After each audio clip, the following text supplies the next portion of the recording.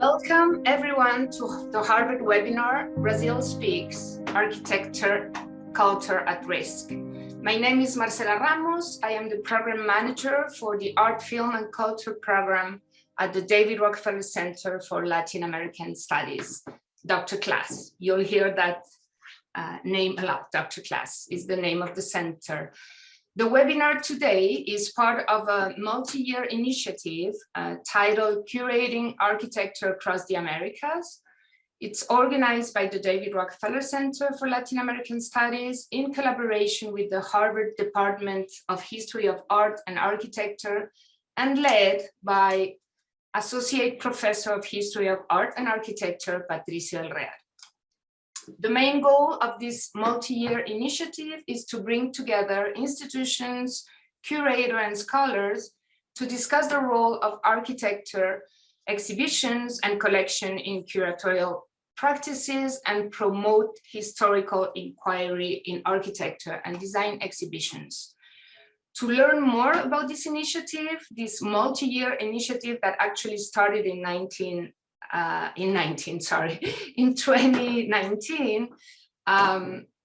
you'll find on the chat the link to the initiative website where you can find all the information. But just so you know a little bit of history, the first iteration of curating architecture gathered architecture curators, historians, and architects working in art museums and architecture galleries from Mexico and the United States in the symposium titled Espacios de Contacto, Contact Spaces.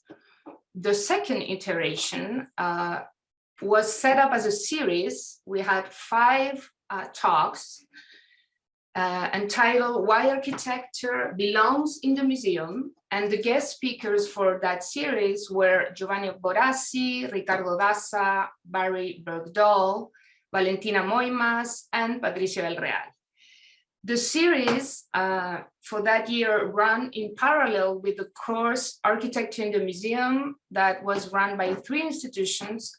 We had the course at Harvard University, at la Universidad Nacional Autónoma de México y Universidad Católica de Chile.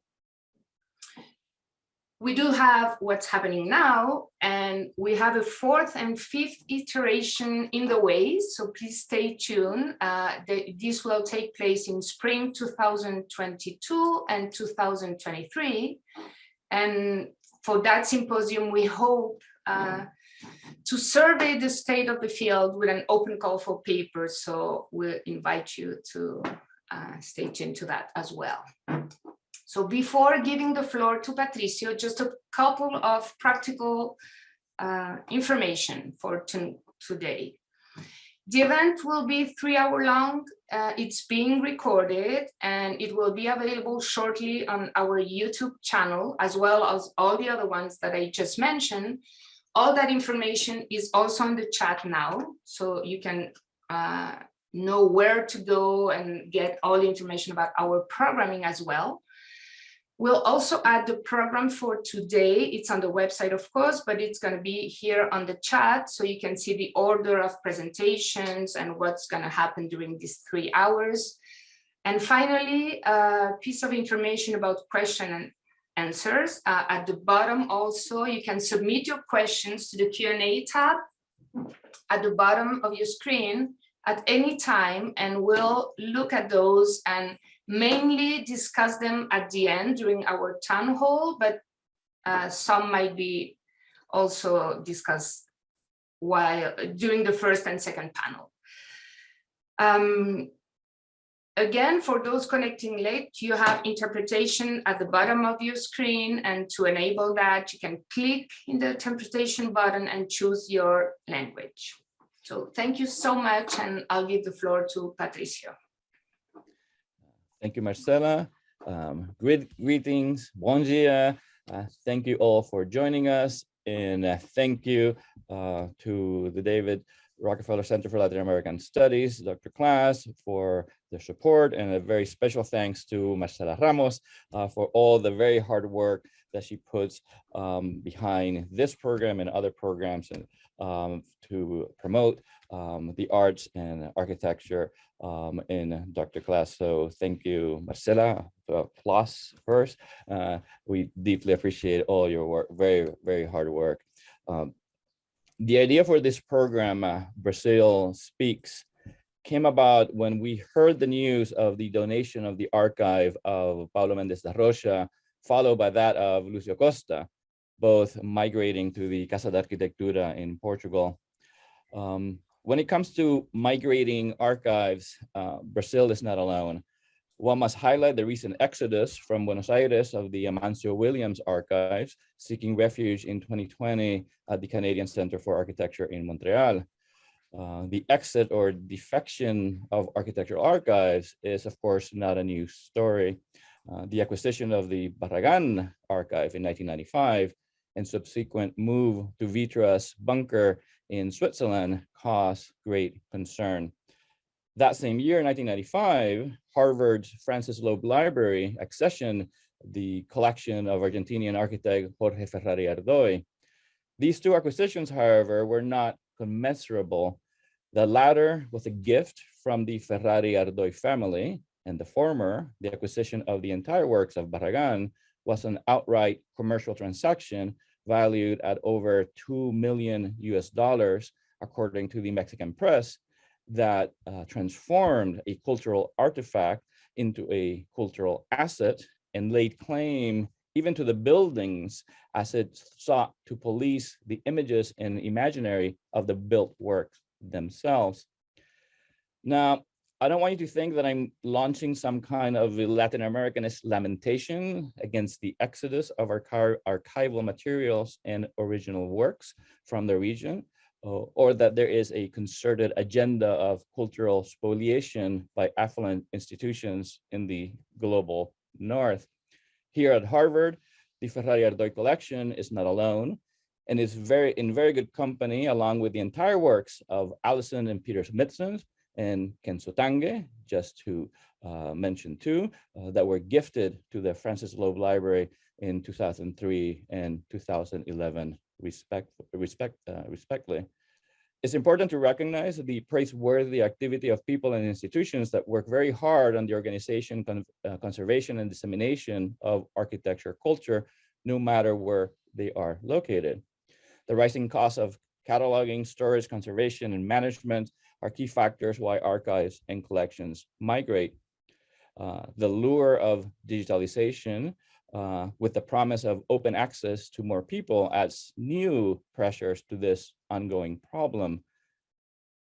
Although well-meaning institutions engage in practices of cultural democratization, we should not lose sight of the tremendous loss when an archive migrates, of the void it creates.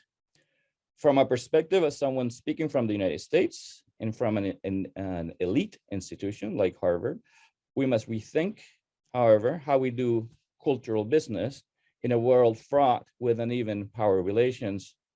Should we not develop new models that allow for an effective, multi-centered cultural economy? Should we not renounce to performing the function of center and responsibly share in the production of cultural knowledge?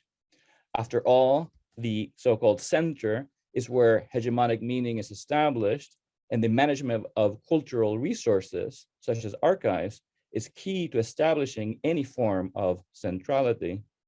What is at stake is the production of knowledge and who ultimately controls this production. The migration or relocation of any archival collection may reposition its meaning, effectively producing an act of translation through its deterritorialization and re-territorialization. But archives are silent without their use, and who uses them, in other words, who has access to them, continues to be a pressing question that strikes at the core of how we understand the history, the present, and the future of architecture. The migration of archives constructs an absence that may help us become aware of those practices that have left no official or institutional archive. These historical voids speak to the erasure of cultural memory as part of the construction of official memory. Future collections open the opportunity and perhaps the need to reconceptualize the architecture archive beyond the assembly of disciplinary materials and argue for dynamic archiving practices that decenter hegemonic narratives and expose the structures of power and mechanisms of control that shape the traditional archive and our institutionalized histories.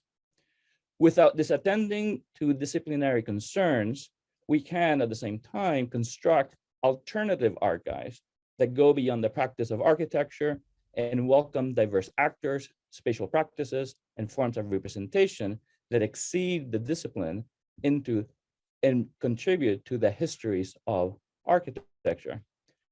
Today, the architecture archive is an essential component of architecture exhibitions. Exhibitions can reconstruct, deconstruct, assemble, reassemble. In short, they can help us open up the archive. Exhibitions are an integral part of the production of architecture, guiding its practice and stimulating its culture. Through exhibitions, architecture becomes a cultural object that is put on display. Architecture enters institutional spaces like museums, galleries, and biennials through exhibitions. However, does architecture find a home in exhibition spaces? And if so, what kind of home does it encounter? Power relations make their rendezvous in the exhibition space. The exhibition acts as a dispositif, that is, as an instrument of cultural power, presenting disciplinary knowledge that threads cultural spaces with those of political and economic power. Visiting a museum or gallery or biennial, visiting an exhibition is not a simple stroll in the park. It is a cultural ceremony, a ritual that gives value to the works exhibited and the curatorial activities that shape aesthetic, social, and historical narratives. Exhibitions construct a public and insist on understanding architecture as a shared endeavor. There's much at stake. We have invited guests from various cities and distinct backgrounds to highlight diverse endeavors and shared interests and help us make sense of the present situation in Brazil.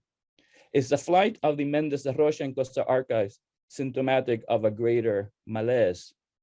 Are we observing a cultural exodus due to the aggressive cultural divestment by the present Brazilian government?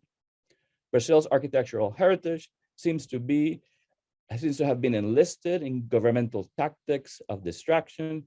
Spectacles such as the selling of the famed and canonical Ministry of Education, today the Palacio Capanema, are but the tip of the iceberg of an all-out campaign against local, national, cultural institutions such as the National Archives, IFAN, the Cinemateca Brasileira, the Palmares Foundations, and many others, not to mention the sustained attacks on institutions that defend the rights of nature and those of indigenous people. These challenges exceed architectural culture, yet fundamental to these attacks by the present government is the redefinition of culture or of certain cultural expressions of subversive. Such characterizations demands our action. The dynamic cultural activity of our guests, their breadth and depth of approaches to these two themes of the program, archives and exhibitions, demonstrate that there is a lively, vibrant, and critical architecture culture in Brazil responding to these issues. The program is organized in two sessions that offer us decisive glimpses into critical praxis. The first session, Activating the Archive, explores issues of memory and urban history, the role of universities in presenting and disseminating architecture culture, institutional challenges, and the role of archives in thinking of architecture as a cultural endeavor. Reimagining cultural practices, the second session, presents spaces that generate new perspectives on architectural legacies, the potentialities of exhibition making in blurring the boundaries of the discipline, institutional efforts to preserve and disseminate architecture culture, and the expanded field of curatorial practices in architecture. We have asked our guests to prepare a focused 10-minute lightning talk on a topic or project they deem significant to our program. Again, these are glimpses of what is happening in the activity in Brazil. There's much to discuss. After all the presentations, we will have a town hall in which we invite questions and comments from the audience, and we wish to generate a active conversation. This event, as Marcela already noted, is the third in a series that reinforces partnership and builds alliances in these difficult times. And we're in the process of organizing a program that will gather us again here at Harvard University. Now, with no further ado, here is Victor Prospero, who will introduce the first session. Thank you for joining us, and let's hear Brazil speak. Thank you, Patricio. Good morning, everyone. I'm Victor Prospero, visiting fellow at Harvard University, Department of History of Art and Architecture, and PhD candidate at University of São Paulo. We are starting now with session 1, activating the archives. And we'll have the 4 presentations in a row with speakers Josemeire Alves Pereira, Maria Cristina Cabral, José Lira, and Junia Mortimer in this order. Each of them will present 10 minutes to speak. We'll have 10 minutes to speak, and in the end of the session, we'll have 20 minutes of discussion. So to start, I invite our first speaker, Josemeire Alves Pereira, historian and professor at Latin American School of Social Sciences in Brazil. Thank you and welcome, Josemeire.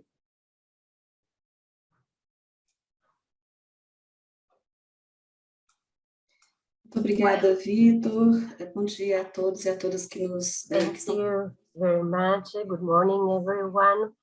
So I will, I'm gonna refer in Portuguese, and I would like to thank this opportunity.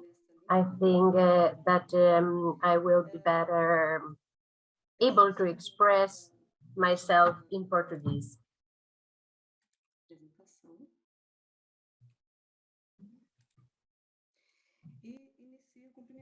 So I will start just greeting Professor Patricio del Real and the organizing institutions and all the team that was responsible for this symposium, and also all the panelists, and also the team and Victor Prospero for inviting me for this panel, which is not just an invitation to myself, but also the possibility to share the result of research done throughout time that address Afro-diasporic experiences that also participate in the production of cities.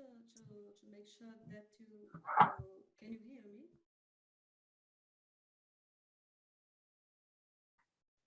Yes, Josemeire. Okay.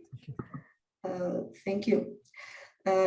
Então, eu vou apresentar para vocês aqui. So I'm gonna talk about some reflections that derive from these experiences in Belo Horizonte. This is one of the modern Brazilian cities, and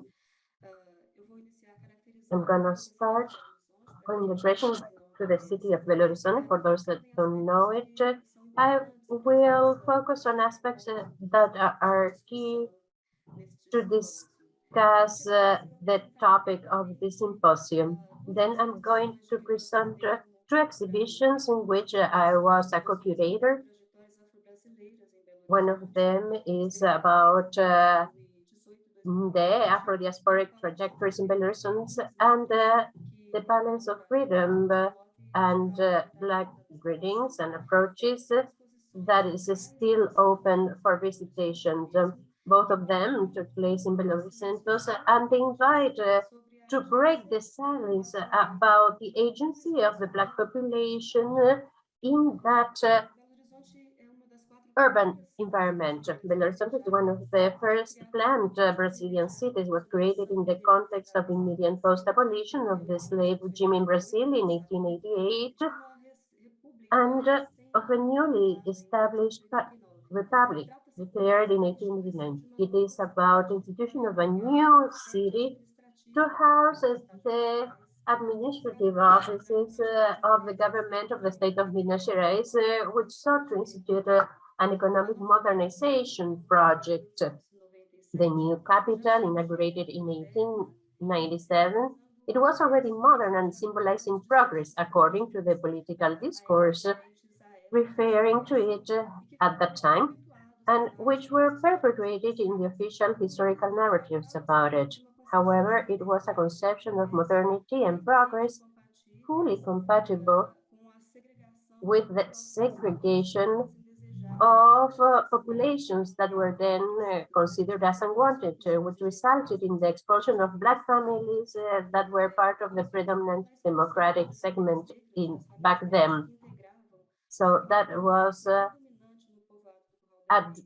affected the Black families that were the basis also of this new city, and also the destruction of the houses of this Black population that was called kafumas. They were houses, shacks, that was a kind of an architecture that reflected the Bantu Congo cultures and the temples built and frequented in the 19th century by this population, like the chapel of Our Lady of the Rosary of the Black men. And here we can see an image of the city back then.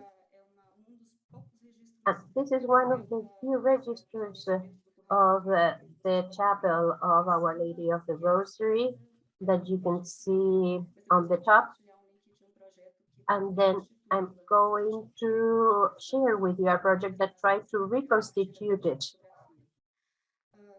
based in these photographies. So the destruction of these houses affected the local population. However, we can say that the inhabitants of the Cafu is predominantly Black, brown, and African, thus having the presence eliminated from the central territory in this capital. It was hard to do away with this presence in an effective way, just to withdraw their bodies that were not allowed in that space, and also the destruction of that kind of architecture, as I mentioned. So it has symbolic destruction of their presence in that space, the silence and invisibilization of the Black existence in the city. They are constructs that are permanently updated in Belo Occidente and also in the demonic narratives.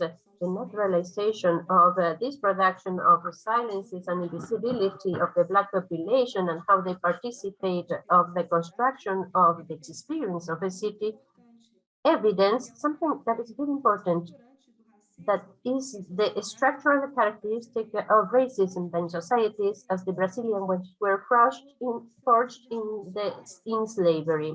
However, institutional silences are very eloquent when confronted, for example, with the contemporary existences of the subjects neglected in museums, architecture, archives, and historiographical narratives. So that's why it's so important for all of us that are working in this sphere to attentively listen and to engage into a respectful dialogue with initiatives of production of historical memory about the cities that are led by Black communities themselves, not considering them as specific territories away from the experience of the city or interpreted as part of the exotic history, but considering them as experiences that produces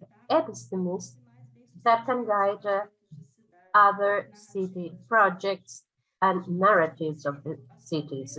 Based on this principle, the curators of the exhibitions that I mentioned in the Afro-Brazilian Prefectures in Belo Horizonte considered all this tradition of struggles led by Black communities in Belo Horizonte And it respects these contributions, these struggles that have reverberated in the conquest of recognition of candomblé grounds, urban quilombos, and maroon communities as intangible heritage. And more recently, last Wednesday, in the recognition of Largo de Rosario, that is not the chapel because it's no longer there, but the acknowledgement of this site and importance of it as a intangible heritage of Belo Horizonte. These exhibitions, of which I will briefly address, invite to a re-understanding of the history of the city from Afro-diasporic perspectives and signal the need of consolidating a public agenda of commitment of society and government, denaturalizing this silence and invisibility. The exhibition indeed Afro-Brazilian trajectories in Belo Horizonte.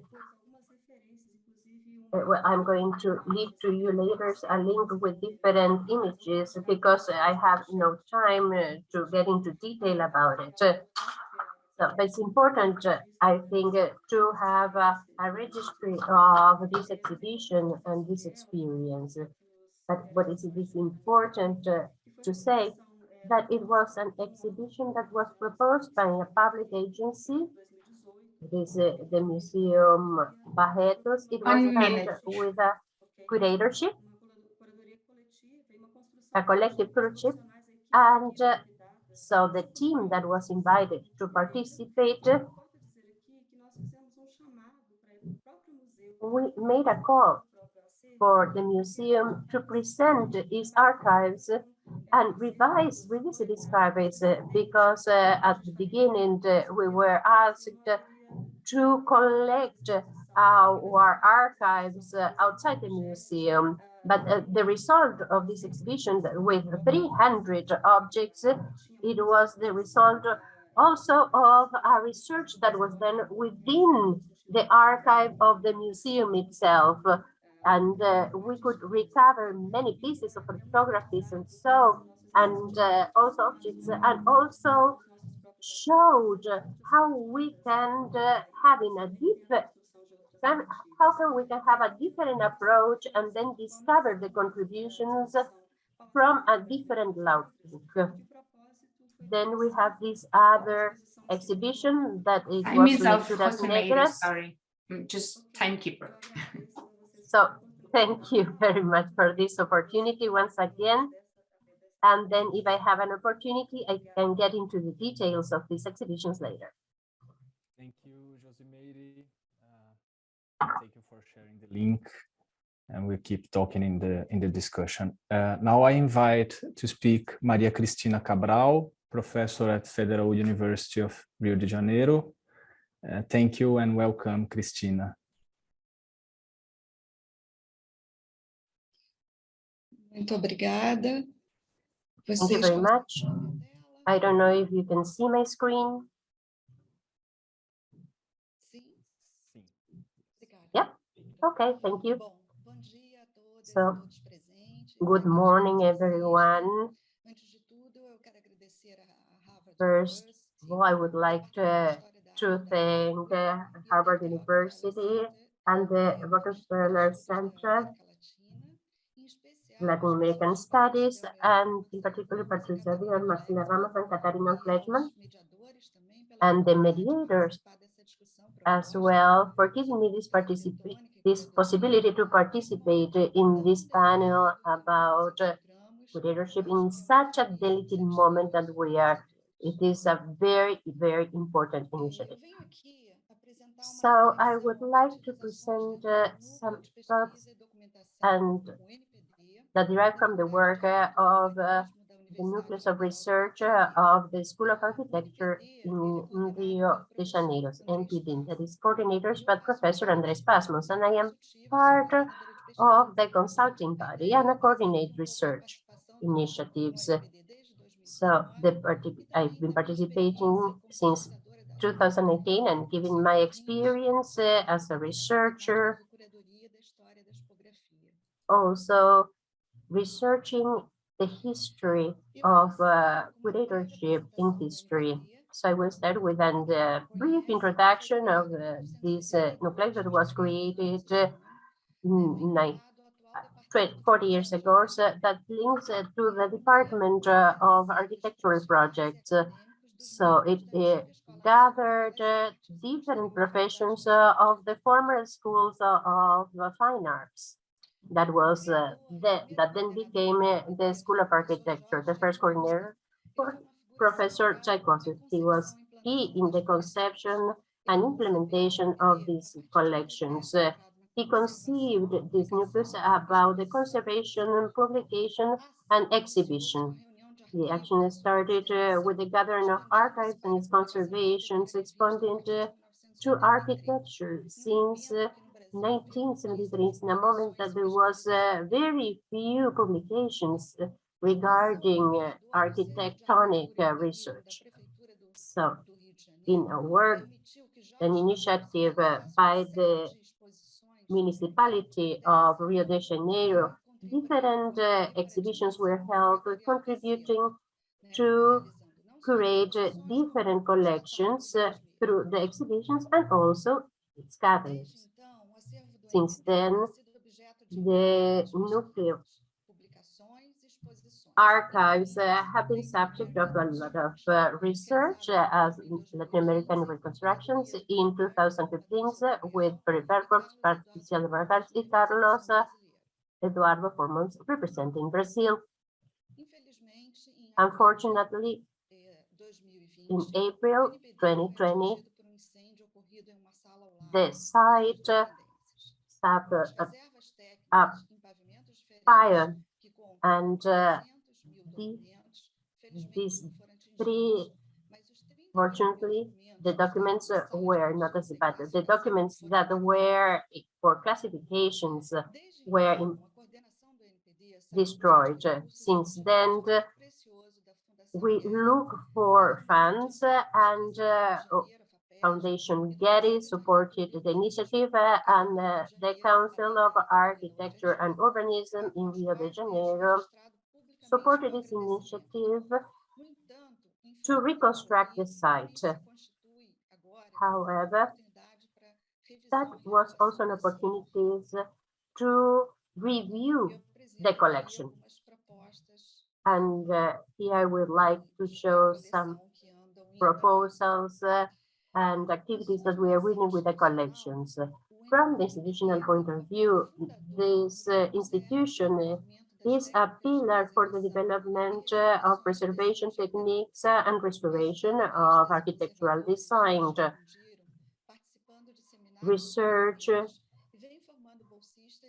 Researchers have been training different architects and also those interested in the archive.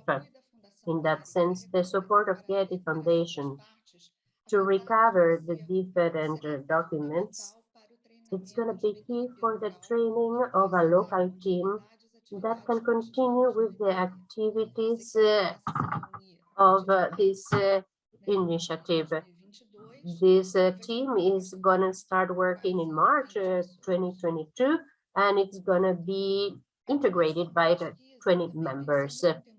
Research has been carried out also through different pieces of doctorate students and books that have been published based on the documents of the collection. It's evident that this dimension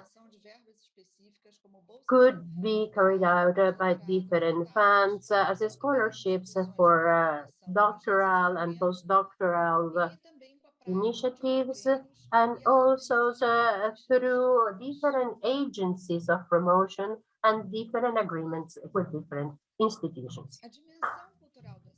The cultural dimension of the collection can be also observed in the partnerships of different cultural organizations that make possible some exhibitions showing initiatives that allow the publication of different issues as these ones that we see here in the 2019 and funded by the Council of Architecture is an example about the different possibilities of a collection as a site and place for memory also have some pedagogical benefits, using this collection as the base for teaching and learning. This initiative is related to how you can learn and teach architecture in the contemporary context. The pedagogical project that teaches in a way to relate a historical dimension and cultural dimensions of a collection is key and relevant. Since the 70s, different archives have been used in different curriculum at local and international level.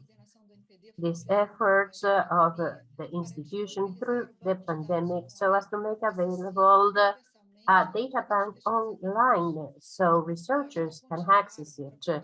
The proposal is to continue this process of digitalization to make these materials available and open new possibilities for hybrid learning.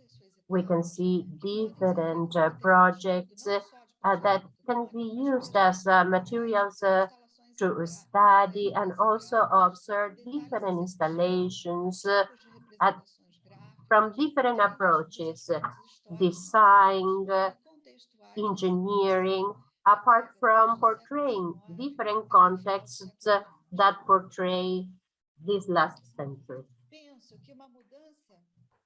I think that when architectural references change in teaching, meaning stop studying only international projects and start studying Brazilian architects' projects, is the way to go to build an architectural culture that is related to identity, contributing to help preserve collections and develop a new historiographic readings of Latin American architecture, more inclusive ones.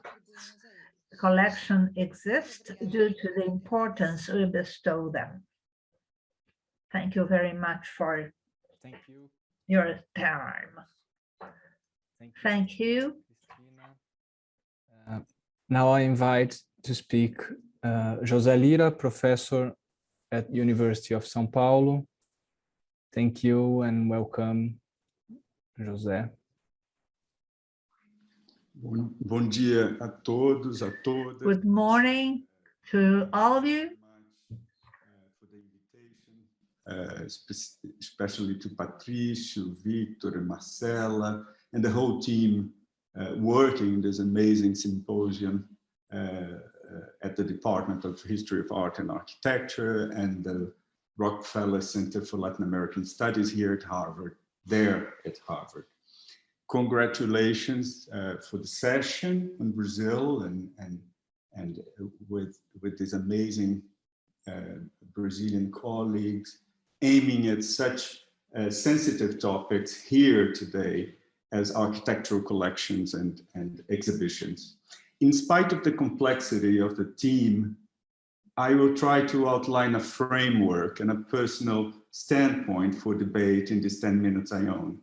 Indeed, collections and curatorship are probably two of the most fragile and powerless aspects of Brazilian architectural system, to which I probably add its editorial front, always quite vulnerable, discontinuous, often insignificant. No wonder that Cristina has just mentioned the tripé proposed by George Tchaikovsky in the 1980s. I mean, this fragility is structural, is at risk structurally, not only today, even if compared to other aspects of the local architectural systems, like that of professional education, you might know that one of the very first Beaux-Arts schools in the Americas was created in Rio de Janeiro. And you might not know that right now, hundreds of schools of architecture are spreading all around the country, more than 500, even if most of them being really awful. But also in comparison to the academic research system, since the 1990s, we have seen the creation of a whole and complex network of graduate programs, 20 new PhD programs, a calendar very regular of conferences, symposias, research societies, laboratories, databases, scholarly journals. Or even if compared to the front of architectural heritage, I mean, the preservation of buildings, sites, and monuments, one of the oldest and most resilient and stratified public policies in Brazil. It does seem incongruent that in a country with so many schools, architects, and scholars, with such a powerful building complex, with such a strong system of architectural preservation, we may find so fragile a network of architectural archives, museums, galleries, of collections and exhibition initiatives, of publishers, of sponsors. But one of my hypotheses is actually that much of our difficulties on these fields are due to the lack of a coherent, unbroken, continuous architectural system connecting institutions, different initiatives, different agents and agencies from end to end, from the production of architecture to the public appreciation of it. The gaps and pauses, the lack of a common ground for them seem to spoil any organic, sustainable strategy in the field. But if it seems structurally at risk, there are moments when the system appears to be falling apart. In September 2020, the debate around the donation of Paulo Mendes da Rocha's private collection for a Portuguese institution took on an unprecedented dimensions. Architects, scholars, critics, students, heritage and museum people, journalists came to public to stand for quite opposing ideas. For some, the individual will of the architect concerning the destination of his professional collection was inviolable. For others, the collective nature of architectural work and the very cultural value of his own work would recommend it to remain available to the Brazilian community of education and research, design and heritage, exhibitions and books. Among the arguments used in the controversy, some, like Nuno Sampaio and many of his supporters, would emphasize the inaptitude of Brazilian public institutions to preserve architectural collections.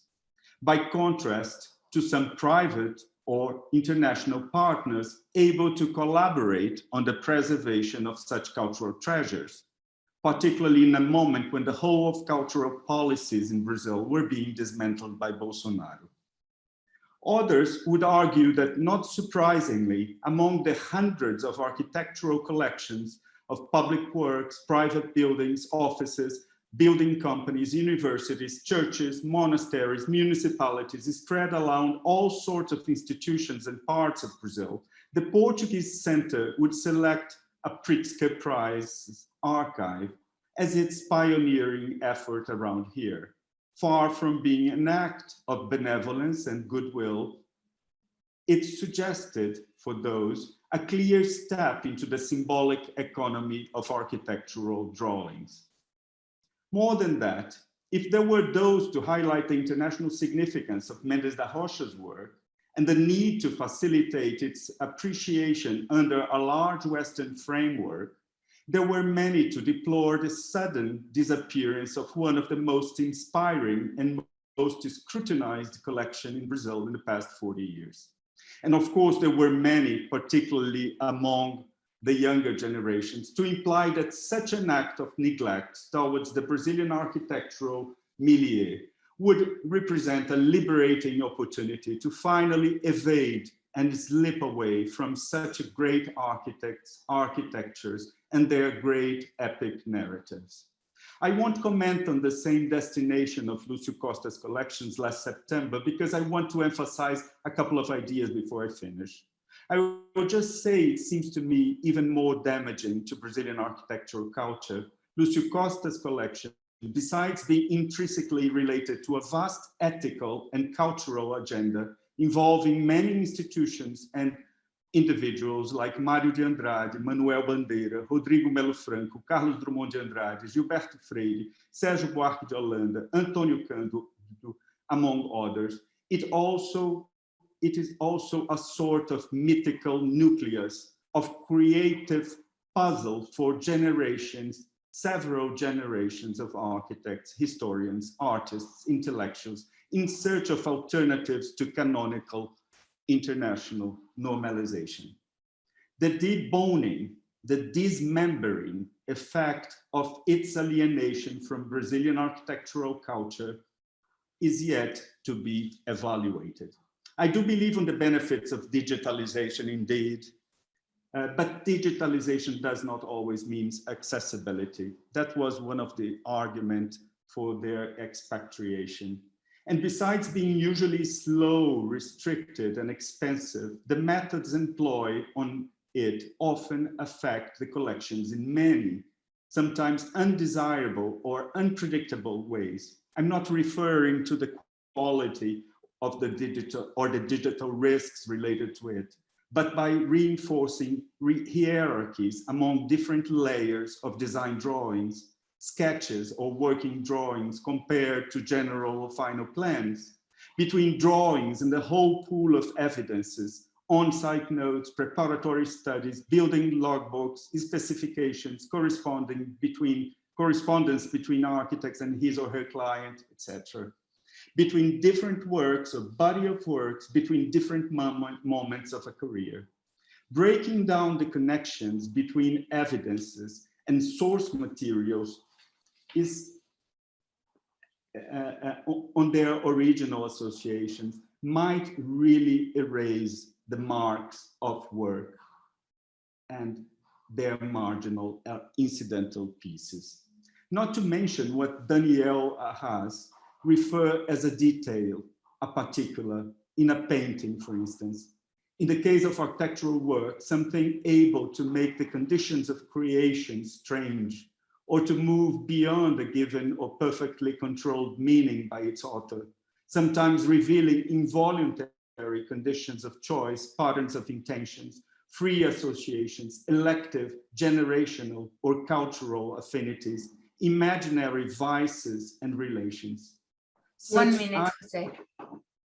Such items would probably be capable of opening up clues to new interpretation as long as they are filtered by new analytical tools. What we know from Casa da Arquitetura is that they are organizing the larger Sou and Mendes da Rocha work.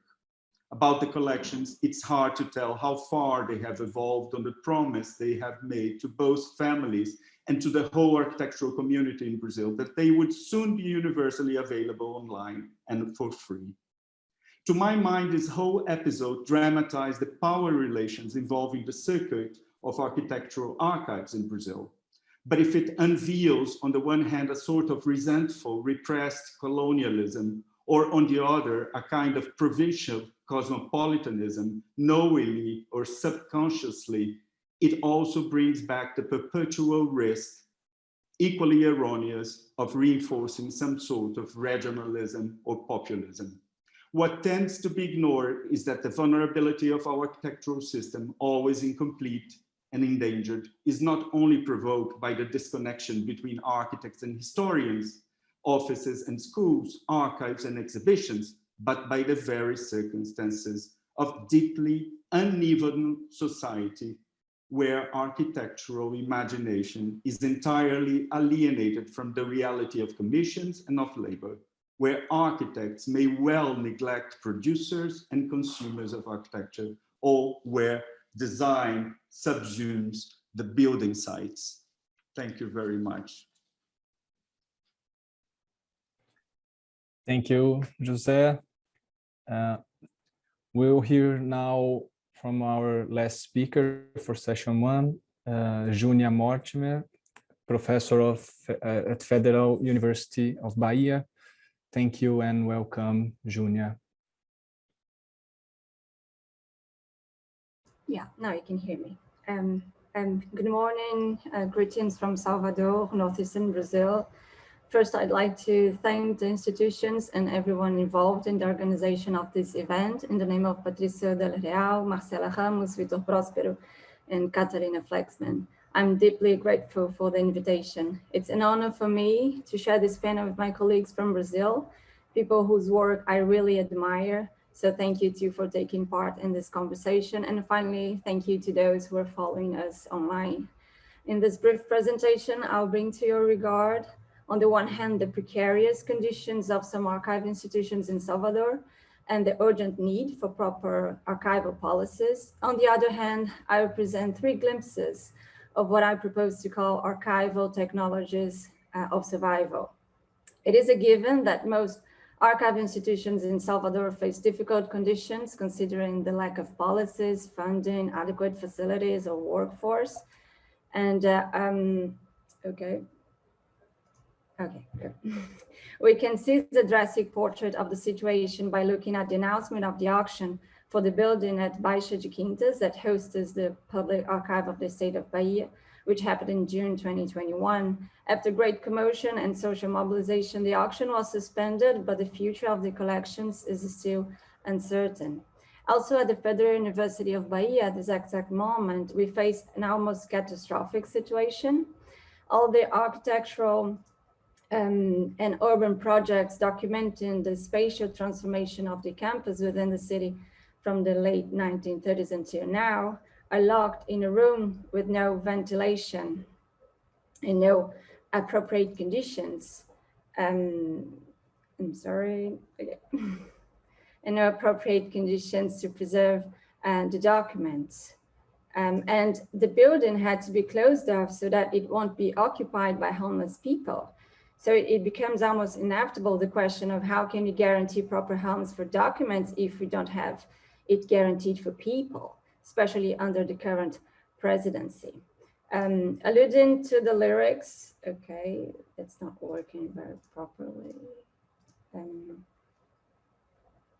Just a moment. I don't know what happened to the presentation, but here we are. Alluding to the lyrics of one of the songs by Caetano Veloso, here everything seems to be under construction and it's already a ruin.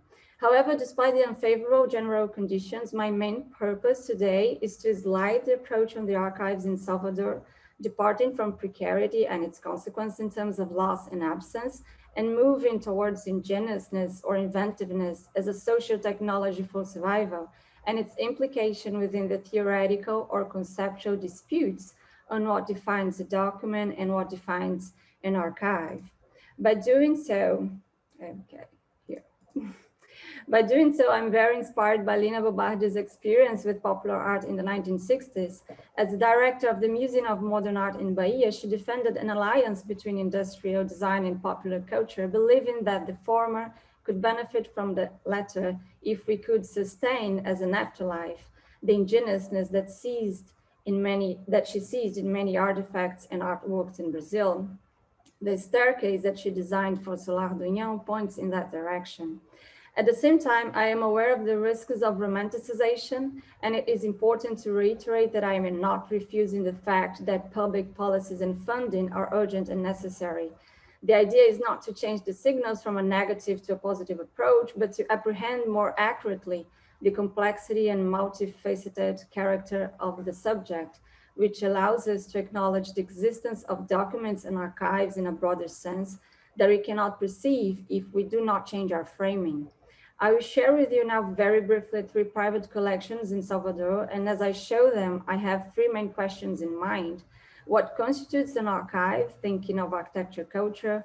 Where are these archives settled? And how can we escape from reenacting extractivist gestures and the imperial nature of the archives? First, I bring the experience of opening drawers and cupboards in the apartment where a middle-class white woman amateur photographer, Aracis de Gomes, used to live in the 1950s and 1960s in Salvador. We entered her house accompanied by her son, Arlindo Esteve, and performed a surrealistic gesture of turning her personal belongings into documents of an invented archive. Fiction played a main role, and not only for the writing of the narratives, as it does for all historians, but above all, in the dislocating of distinct objects from photo albums to correspondences into the conditions of documents and into an invented system of classification followed by identification codes and information cards. The definition of documents and archives are at play, but we are also disputing what kind of document and what kind of archive should be undertaken in order to write urban and architectural history. By passing through this collection, we understood that the camera, pointed mainly to a world of domesticity and to the photographer's two kids, was the device that first left the evidence of her whereabouts in the city, mainly in the middle and upper class areas of the town. And second, it engaged Araci with the city through ordinary urban practices so as to constitute her family's visual memory. Now for our second glimpse, I will bring to your attention Acervo da Laje in a Free Translations Labs collection. Acervo da Laje is located in São José dos Cabritos, a lower income neighborhood in the periphery of Salvador.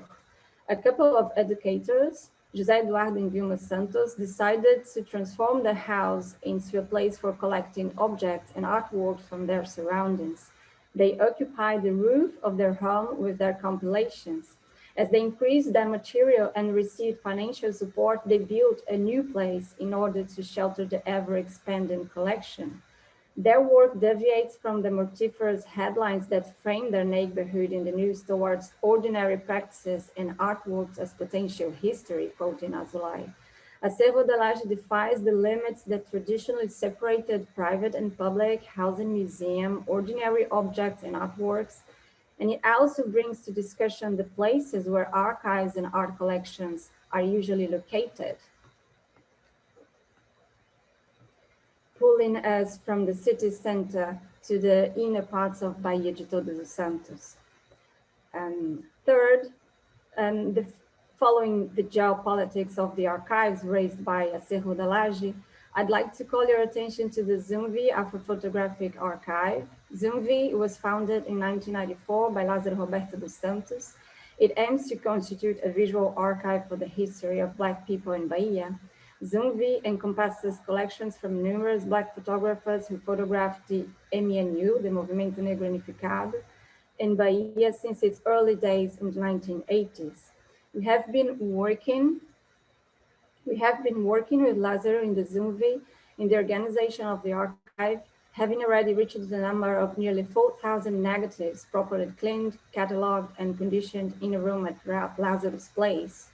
In November, José Carlos Ferreira, historian and curator at the ZUMVI, and Lázaro rented a place at Pelourinho and put up a permanent show, which they invited us to work on the design of the montage.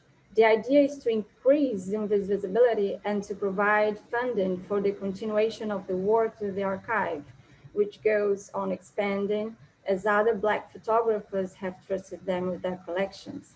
For me to be working with them now as a white woman coming from southeastern Brazil is a result of the building of an alliance that can never disregard our differences concerning the deep abyss between the social experience of a white and of a Black person in Brazil. Bearing that in mind and bringing it to the workplace became a way of disturbing the so-called whiteness silent pact that maintains our privilege. Positionality, as Professor Gloria Figueiredo cautions, is necessary.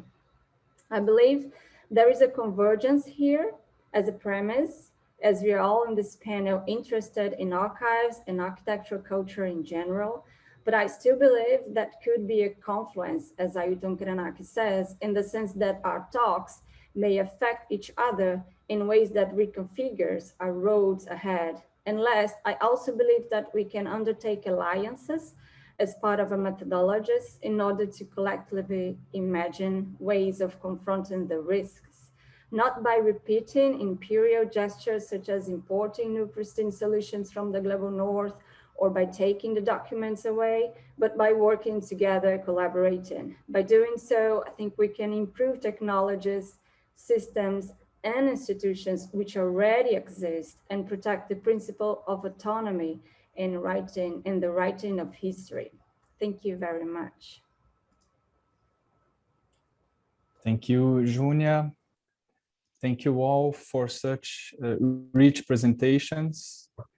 First, I would like to ask the audience to send your questions through the Q&A. We will try to address some of them now, and we will save some others more general for the town hall session at the end. And I want to start this conversation with one first broad question, considering the different nature of archives we saw in your presentations, such as important architectural archives, as in the talks of José and Maria Cristina, and considering José is talking from University of São Paulo, and the NPD that Maria Cristina showed are two of the most important collections and archives in the country, and also the cases José was talking about, and the other two talks with two fundamental reflections on what could be considered as alternative archives, but bringing fundamental questions to think of what we are talking about as archives and collections and architectural culture. So one fundamental issue that appears is that of the different kinds of sources and documents and the relevance attributed to them.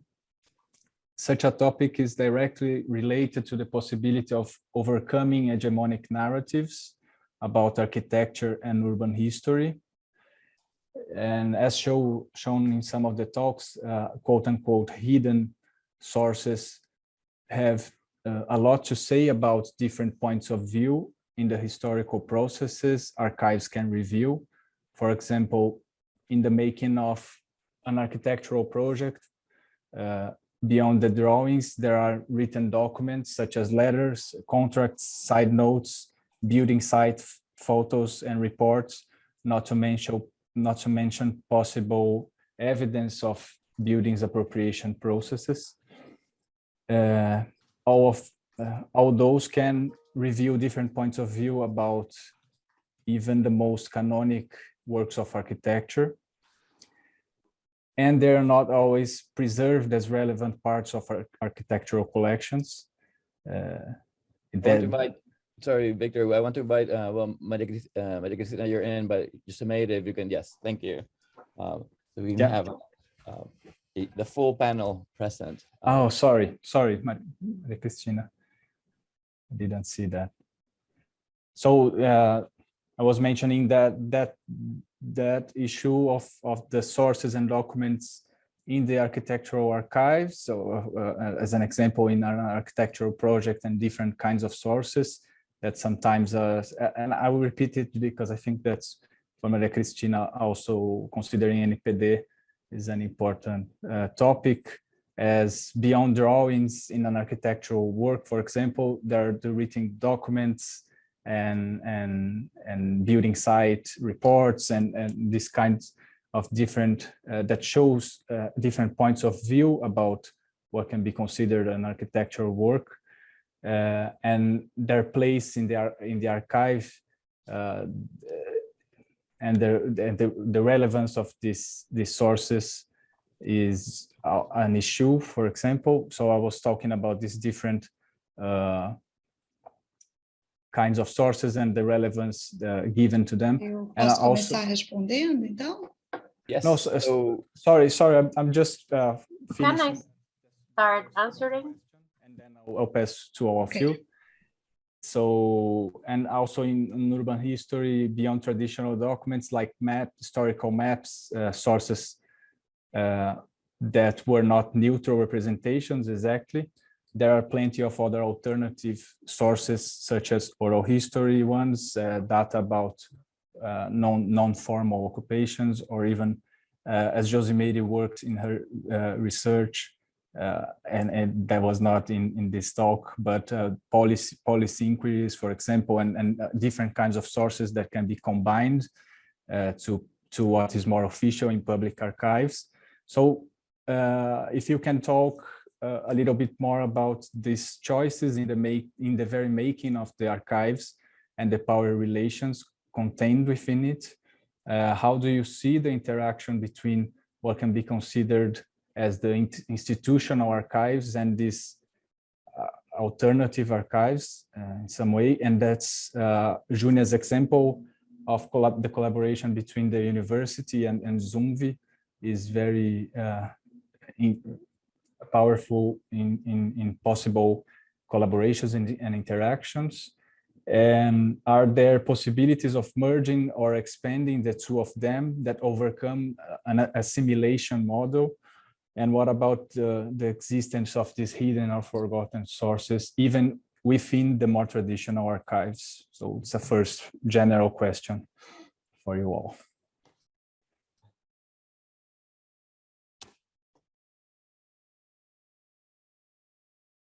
Sorry, I think Maria Cristina, if you want to start as we. Obrigada. Então, vou começar respondendo. Thank you. So, I would like to congratulate the other panelists. I really enjoy learning about these other initiatives I didn't know about.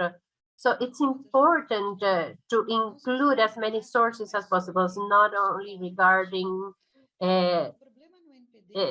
its relation to the team, but as a supporting elements. It's important to consider that the inclusion of different sources is difficult also from the point of view of conservation. Our collection has some documents that are from the end of the 19th century, and the conservation of this kind of sources is very complicated. And so this is always an issue to see how we can maintain these documents. We have made the decision, for instance, of not using or not use funds,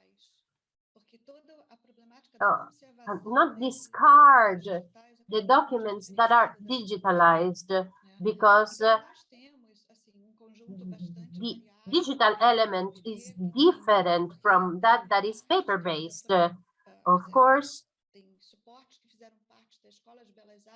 parts of these sources were considered in the archive of the Museum of Fine Arts as models and maquettes, and we are engaged in a discussion to see if they should be included or not, and so as to contribute with different sources of information. The nature of our archive and its complexity, it's an impediment in this way, but I think that these new archives that are being built and founded, that are being created, will consider this contemporary approach. Thank you, Cristina. The order of the speakers that we start. So Josemeire, if you can react to my question. Thank you for the question. Oh, I will speak in Portuguese. Sorry.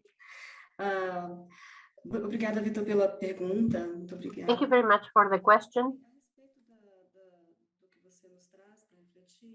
So I think that is very important, and I found very inspiring to listen to Junia, Maria Cristina, and the other panelists, because we see In this moment in Brazil, I will refer to my experience in Belo Horizonte, but we see similar experiences in other cities. For instance, so because I'm a historian, right, from those that work with archives, gives an opportunities to have this shared outlook that can be very, very enriching.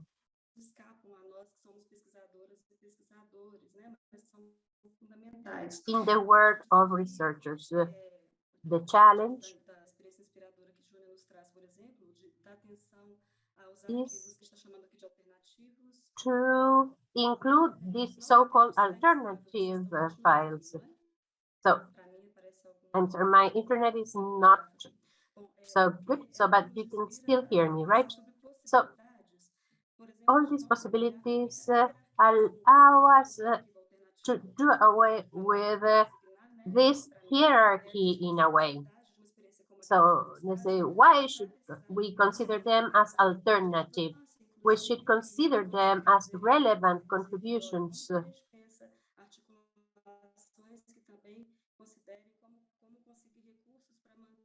to better understand the context of those archives. In Belo Horizonte, we have an important so-called alternative archive that we tried to exhibit in the exhibitions organized. But I would like also to say that it is still we are doing the first baby steps in these regards. I don't know what's the case in other countries, but besides the lack of resources, of funds, we need also technical capacity. And also, it's important to see how relevant it is to rethink about the archives as a tool of power, because it reverberates in the academic production and in other spheres. And to consider this is something very new in Brazil. So if we can deepen in this approach, we can also challenge this hierarchy of power. In the different curriculums in the architecture and historians, how we can think about archives and as spaces that reflect this power hierarchy. And that's why it's so important to consider these different sources and to incorporate them.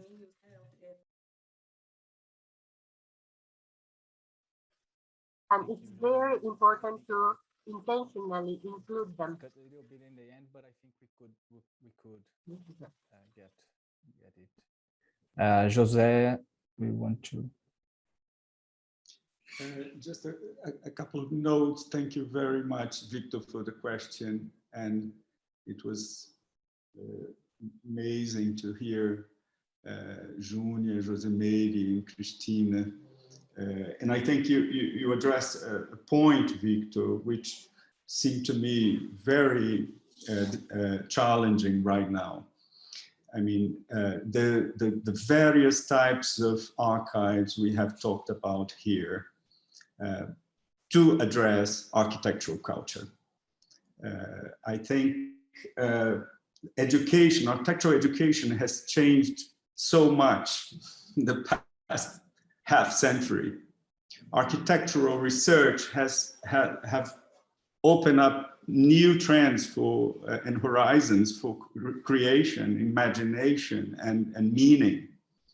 And also the profession of the architect is so much larger than it was in the first half of the 20th century until the first half of the 20th century. I mean, it was changing, of course, at that time, but since then, it has changed so much. But our archives, the most precious treasures that are under siege, let's say, are under danger, are at risk, they are basically very conventional, very conservative. And I think that, I mean, of course, I mean, it's a huge loss, as I said, for Brazilian students, for Brazilian architects, for Brazilian scholars to have trouble to visit and go through Paulo Mendes archives or Lúcio Costa archives. It's a huge loss. But I think the young generation have addressed something which for me is really challenging. Why not bring to our archives aspects of our profession, of our education, and of our research, which is absolutely reachable, inaccessible through the architectural firms, to the private professional practice, to the liberal practice of architecture. And I think this is really challenging and really exciting, I think. Thank you, Junia and Josemeire, for the doors you've opened up to me and to this discussion. Thank you, José. Junia? Thank you, Victor, for the question. Thank you, José, Josemeire, and Maria Cristina for the expositions. I really, I think that what Josemeire said about the term alternative, it gives us a clue also of some hierarchy, and also like we are already framing. So you're already putting it kind of in a special place, which is not really architecture. So that's the thing. I mean, I think that as José just said, architecture culture is at play. What constitutes architecture culture? Like, so it's not only the designs, I mean, it's not only the traditional documents, but the whole of this materials that we can interpret, or we can work with them in order to, I don't know, to reach other narratives. But it would be good if we could also slide from the alternative umbrella, because I think it's already like somehow a framing that diminishes the potential of maybe what we are provoking. And I think that researchers on the visual field and researchers on epistemological moves are being put up on the field of architecture, from Renata Marquez, who will talk a little bit later, to and other researchers. Eduardo Costa he's just published an article on those epistemological moves, and in this article he really puts some importance in this visual shift from the 80s until now. And I mean, there are many researchers who have been provoking in this broader sense of the archives. I mean, we could think of Paul Preciado and Pronotopia. It's basically also something in that direction. So yeah, so I think that's it. Thank you.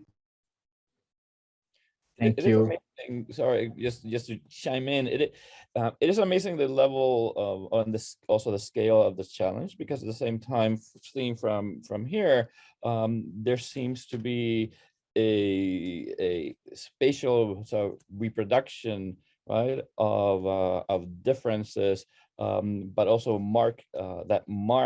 that territorially marked, right, at least the presentations, right, the level the distinct territorial disconnect, to use perhaps what José was talking about a culture that is completely disarticulated, right? And the need to present new methodologies, right? To yes, reconnect, or not necessarily reconnect, but connect the territory, right? And the challenges that come from the actual, just the material, right? The just sheer economic problems that are confronted at different scales and at different circumstances, but all the very fundamental also epistemic challenges, right? To find new ways of thinking, and even to determine new definitions, right? Of what an archive is, of how we actually talk about this.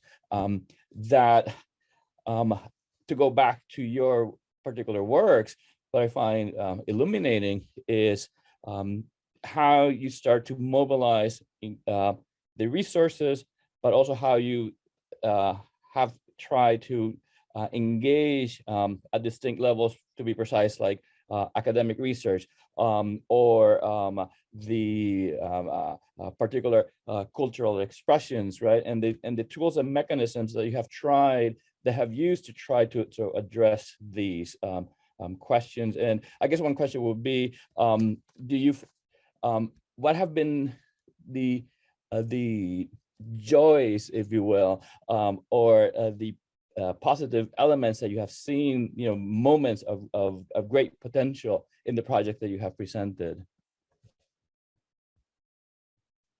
And anyone can jump in, or yes. So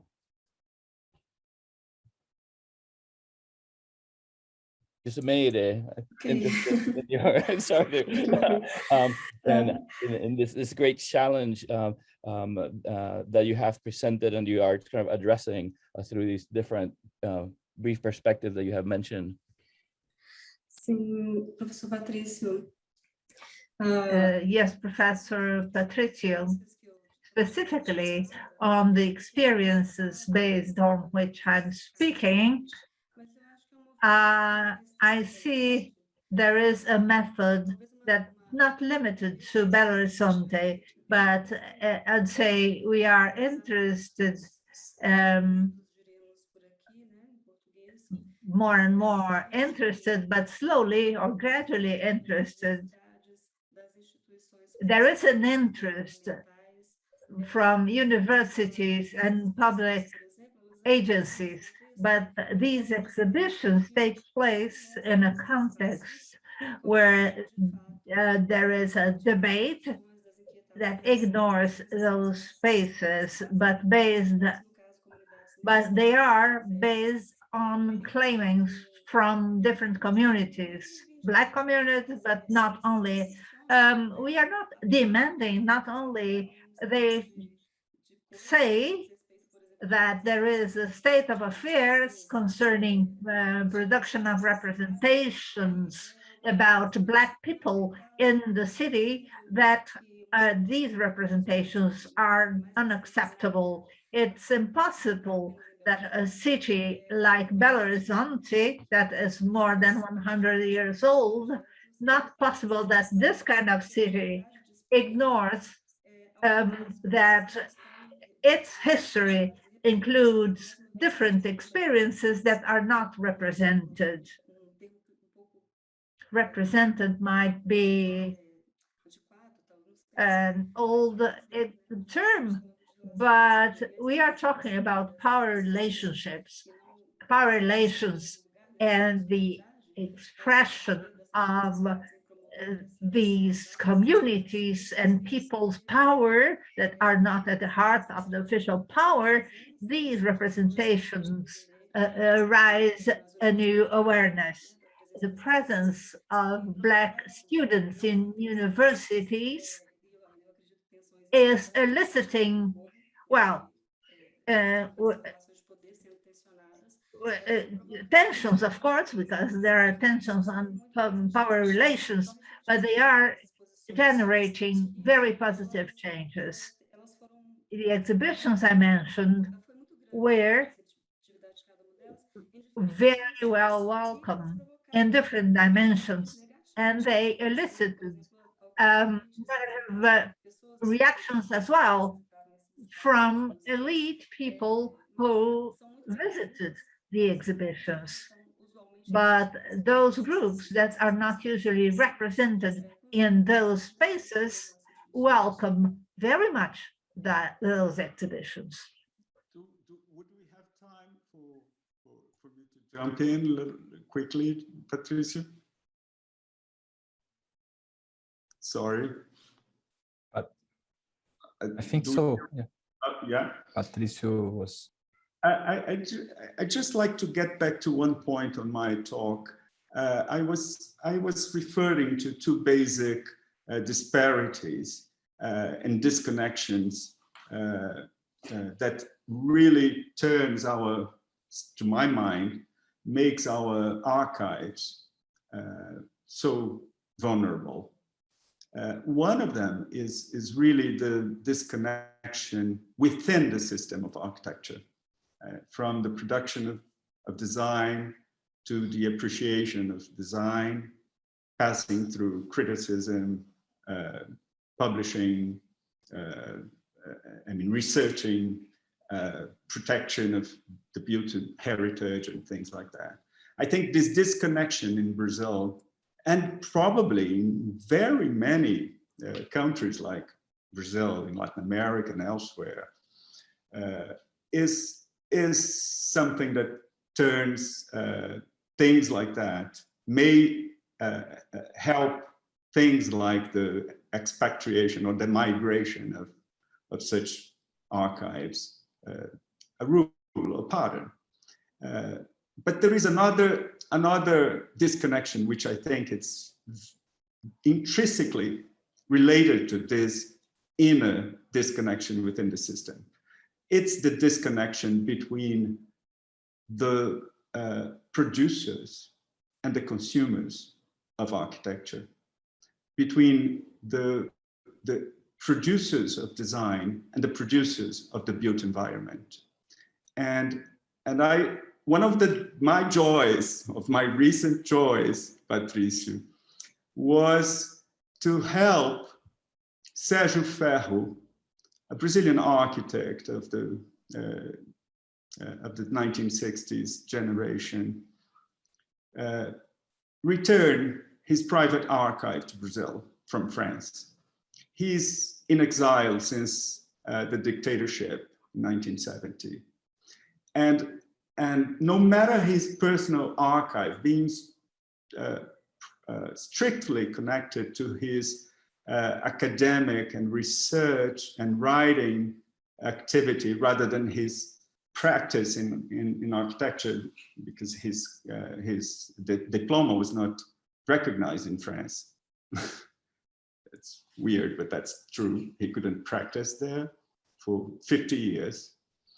And the trends his thinking has evolved in France is very much connected to the reality of Latin America or this global South, say. I think because he really addressed to these disconnections between design, the building side, between producers and consumers of architecture. It probably will help us to design or to draw new patterns for architectural archives, I hope. And we are working on it, actually.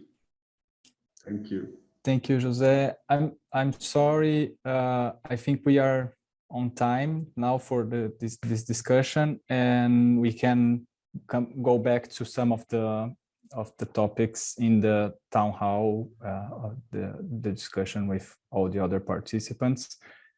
So also, I want to stress that we will take the questions that are accumulating many the town hall. So please bear with us. We haven't forgotten about our very esteemed audience, and we'll take those questions then. Thank you so much. We'll take a brief break of 8 minutes, so we keep on track with timing. So if you can just stay connected, that would be ideal. You can turn your camera off, and the public likewise. We'll all be off on the camera and be back in 8 minutes. Thank you.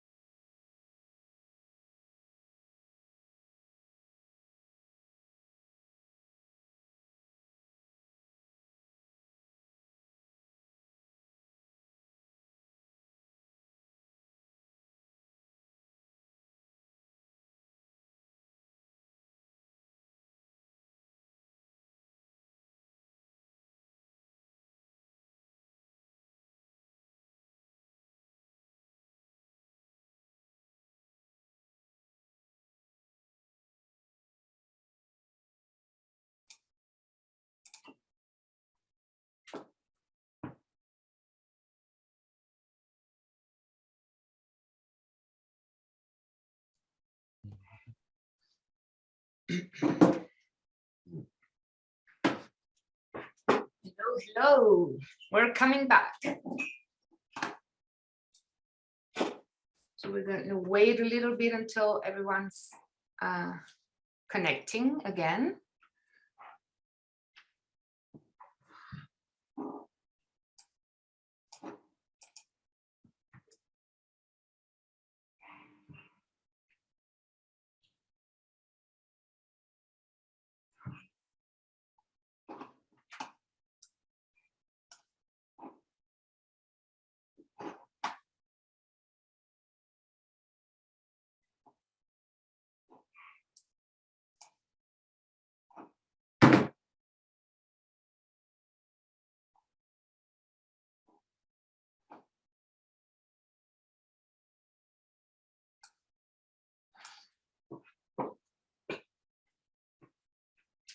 Okay, so we're gonna start, and I'm gonna give the floor to Catarina. She's gonna introduce the second session. I'll ask if for now, all the panelists for the second session have their camera on, just so we can say hello.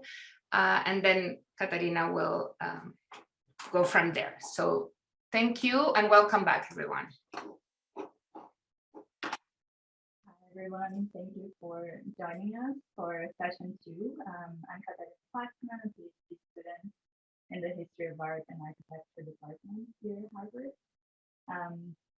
So session 2 is reimagining curatorial practices.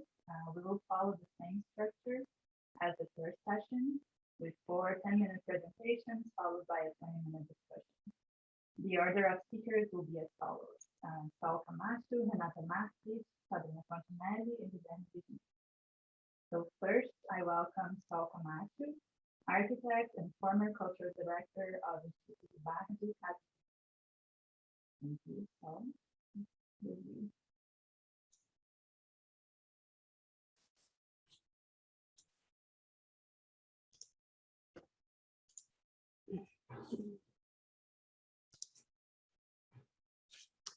Hello, everyone. Thank you to all the above mentioned who organized this impressive event full of admirable colleagues. And I'm also always happy to reconnect to Harvard, especially to Dr. class. A long story short, or very short, as is told in America, I will try to consolidate what was some years of working at Instituto Bardi, creating a cultural agenda. The history of Instituto Bardi officially started on the day of its foundation on May 3rd, 1990, consolidating the ideas that since the 70s, Pietro Maria Bardi and Lina Bardi had for their house. For 20 years, from 1990 to 2010, Instituto Bardi pioneered in many ways, mainly promoting Lina Bardi's work all over the world, publishing books on architecture and cataloging the archive, the architectural archive. The work was intense and quite pioneering for Brazil. The leadership structure had different configurations over time, and in 2016, it changed from a multi-director scheme to a board with an executive director and a cultural director. I was asked to fill in that seat. The first task that I was to develop was the job description itself. We needed to define the role of the cultural agenda of Casa de Vidro. The challenge was to imagine what an annual cultural program would look like. What was the cultural role of the Institute almost 30 years after its creation? How to show the archive, how to engage with the community, and how to really build on a program of exhibitions within the house. And besides answering more theoretical questions and more conceptual questions, we also had the quite difficult and time-consuming tasks of creating a support system for this cultural agenda. We needed to consolidate a visitor scheme. We needed to create an educational team. We needed to update our communication channels, and we needed to create a fundraising system. These were all quite challenging tasks done by a group of people while we were there. But going back to the theoretical question, the biggest discussion in the house was how to occupy it, how to have it as a house. Should we keep it as a research center? Should we keep it as a gallery? Should we keep its furniture? Should we take out its furniture? Lina and Pietro had suggested their own ideas on vague sketches. And I thought we did not need to put it only into one box. Casa de Vidro has its own identity, and we could fill it in with all of the above ideas. The goal was to keep it alive. So building on what was previously done and trying to hear everyone's voices, the proposal was to build a cultural agenda, not only on the idea of one idea of exhibitions, but to divide it into a third of the year, the house as a home, a third of the year on architecture and design exhibitions, emphasizing Lina Bardi's legacy, and a third of the year, art exhibitions emphasizing Pietro Bardi's legacy. Also thinking that it was not only the space of the house, but also the physical archive, the community around it, and the garden that surrounds the house. The house as a home was not simply leaving the house with its objects, since through the years, the house had lost most of its furniture and its configuration. The house as a home exhibition had the unhidden intention to partially recreating the living house, the organic domestic space where Lina and Pietro lived. We borrowed back some of the key furniture pieces from the collection of people that had bought it after the Bardis passed away. The purpose was to raise questions of living in a modernist house, the evolution of a project, architectural interiors, juxtaposition of Lina's design with other objects, and it was about the interior scale, the everyday life, and the routines. The architecture exhibitions surrounded subjects mostly related to the conservation of the house, since we were building the conservation and management plan those years. An exhibition on the garden that you're looking at it, which just looked like the interiors, which evolved during the years. It constantly changed. The surrounding landscape is a key issue in the understanding of the house.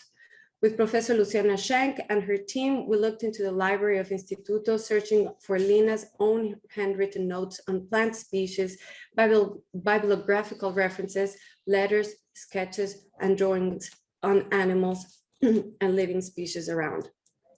An exhibition on glass houses put together with Professor Renata, we researched and looked into comparable historic houses, looking not only to portray from the perspective of an architectural historic view, but also to understand the conservation challenges, their management and fundraising ideas, the comparable life of the owners of these iconic houses. We celebrated the 50th anniversary of the inauguration of MASPI, the museum that Lina built, with an exhibition of the unbuilt ideas of the project, raising issues of architectural creative process, giving a three-dimensional life to some of Lina's sketches, like the helicoidal stair and the stone vegetation facade. On design, Vadik Jatoba brought highly renowned artists like the Burulek brothers, the Campana brothers, and other strong voices that had a relationship with Lina Bardi's work. For the art exhibitions, we signed the first ever agreement between Instituto Bardi and MASP, bridging what seemed a very natural relationship. Adriano Pedrosa and Amanda Carneiro as curator brought Sonia Gomez, 1 year, and Leonor Antunes the next year, putting together fascinating exhibitions that one would think were born inside the house. The pandemic sadly truncated the third exhibition that was planned on Beatriz Milhazes. With the house closed for almost 2 years, I dedicated myself to building a new website to show the work that had been done recently, but especially to celebrate the full 30-year history of Instituto, to celebrate everyone and that had passed at Instituto, to showcase the hard work of the archive, with Lina's work being requested all over the world. We consolidated in the website everything that the Instituto has done.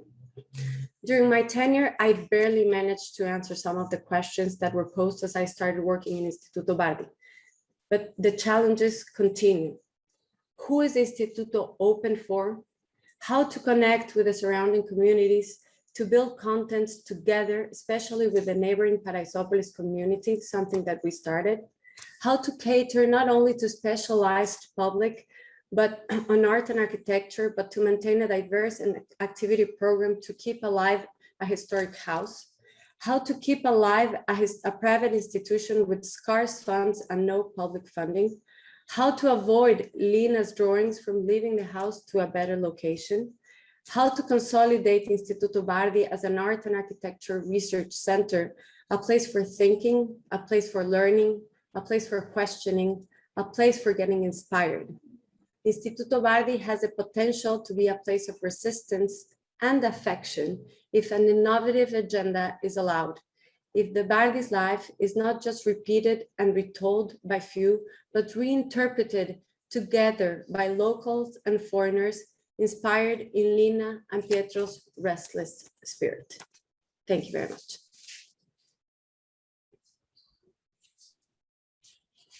So, now we'll hear from Renata, professor of architecture at the Federal University of Minas. Welcome.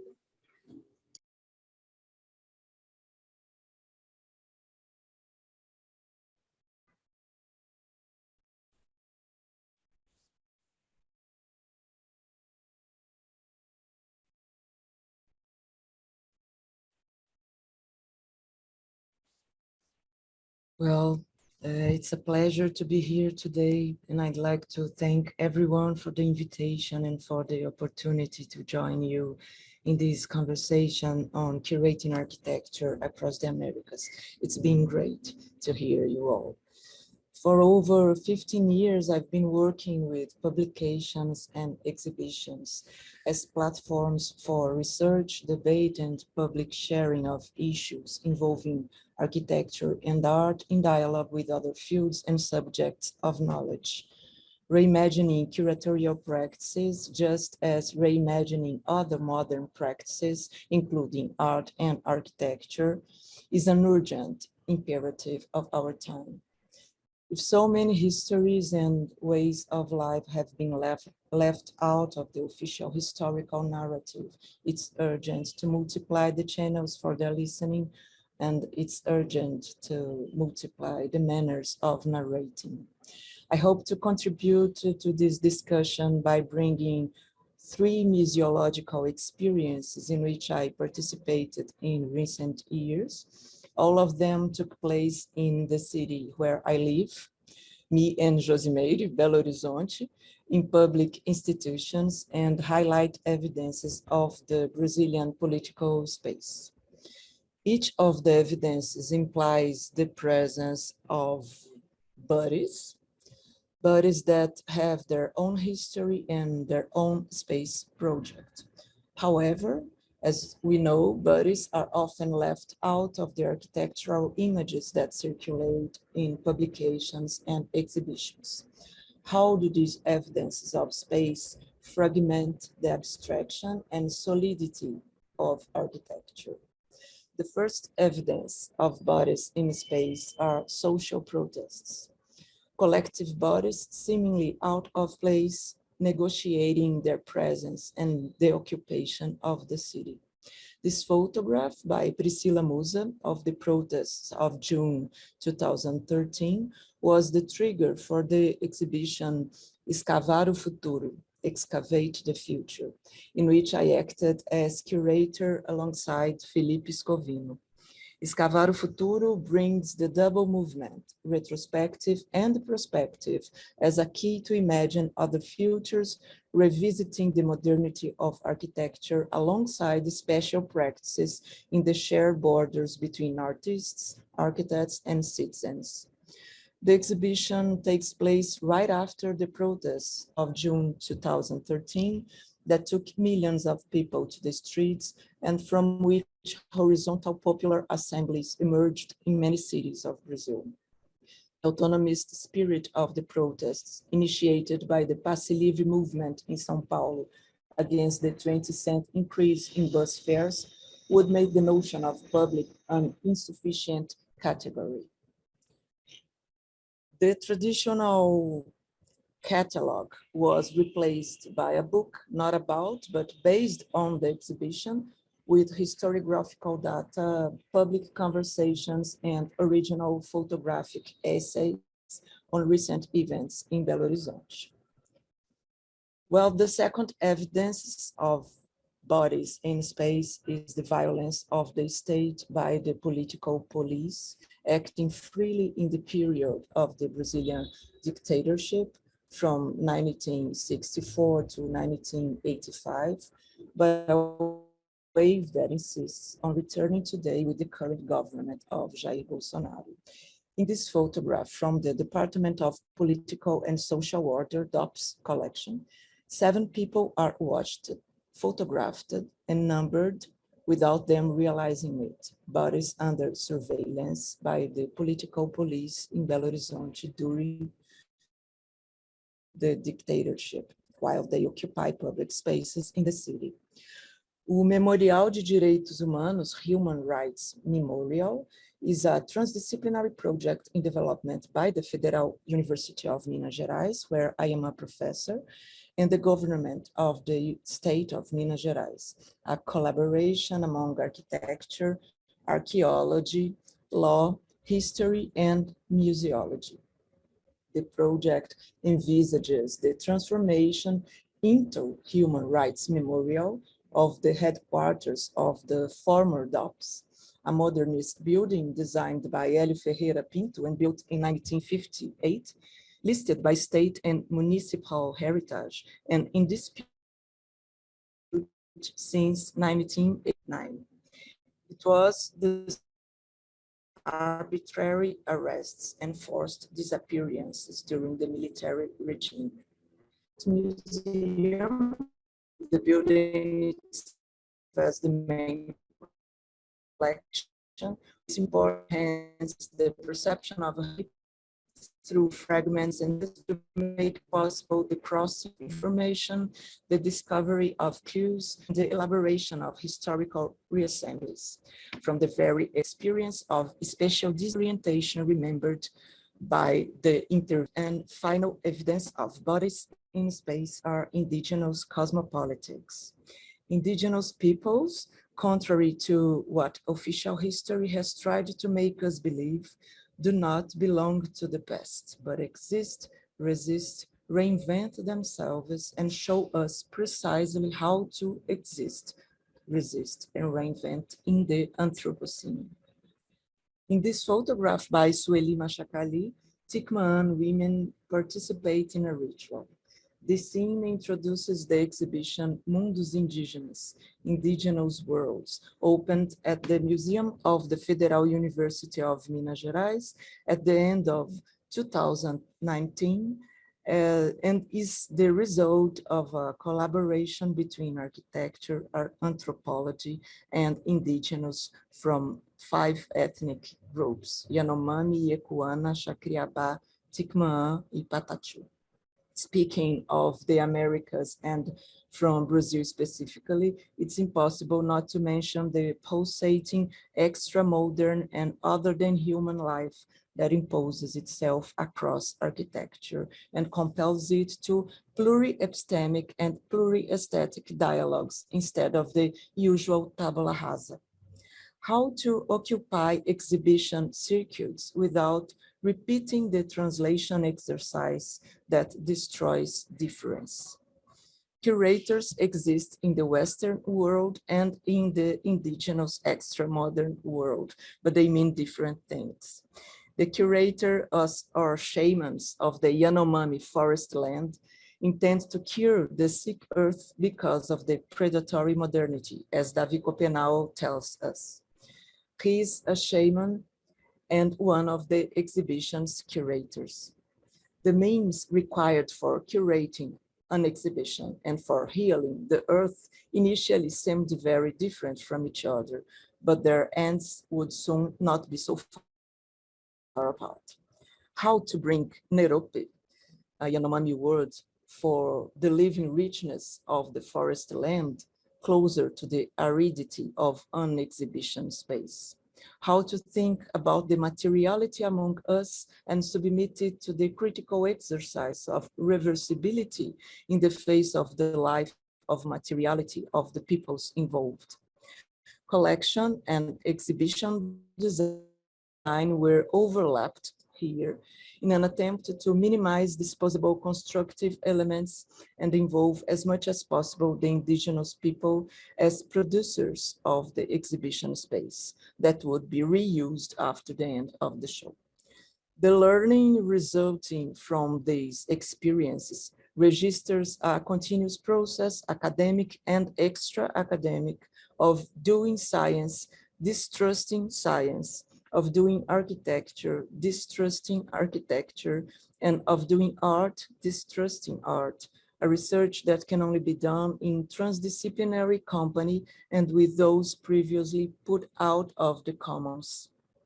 A research done by observers constantly into formation, instead of by observers who grant themselves the right to see, to exhibit, to define, to publish, and to disseminate ways of life without the bodies and the lives to compose them. 1 minute, Well, thank Renata. you. I'll be happy to continue the conversation with you. Okay, I'm done. Thank you, Renata. I hope my audio is better now. We'll hear now from Sabrina Fontenele, Director of Culture of the Institute of Architects of Brazil, São Paulo Department. Welcome, Sabrina. So, good morning, everyone. I would like to begin this speech, thanks to Michele Ramos and Patricio Del Real, and also to Catarina, Flaksman, and Victor Prospero for the invitation to participate in this event.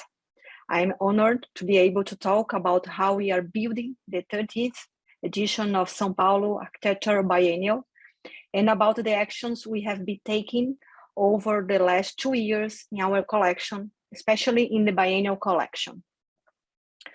So, the Architectural Biennial was born linked to Arts Biennial back in the 1950s, and since in 1973, it has been structured as an autonomous event.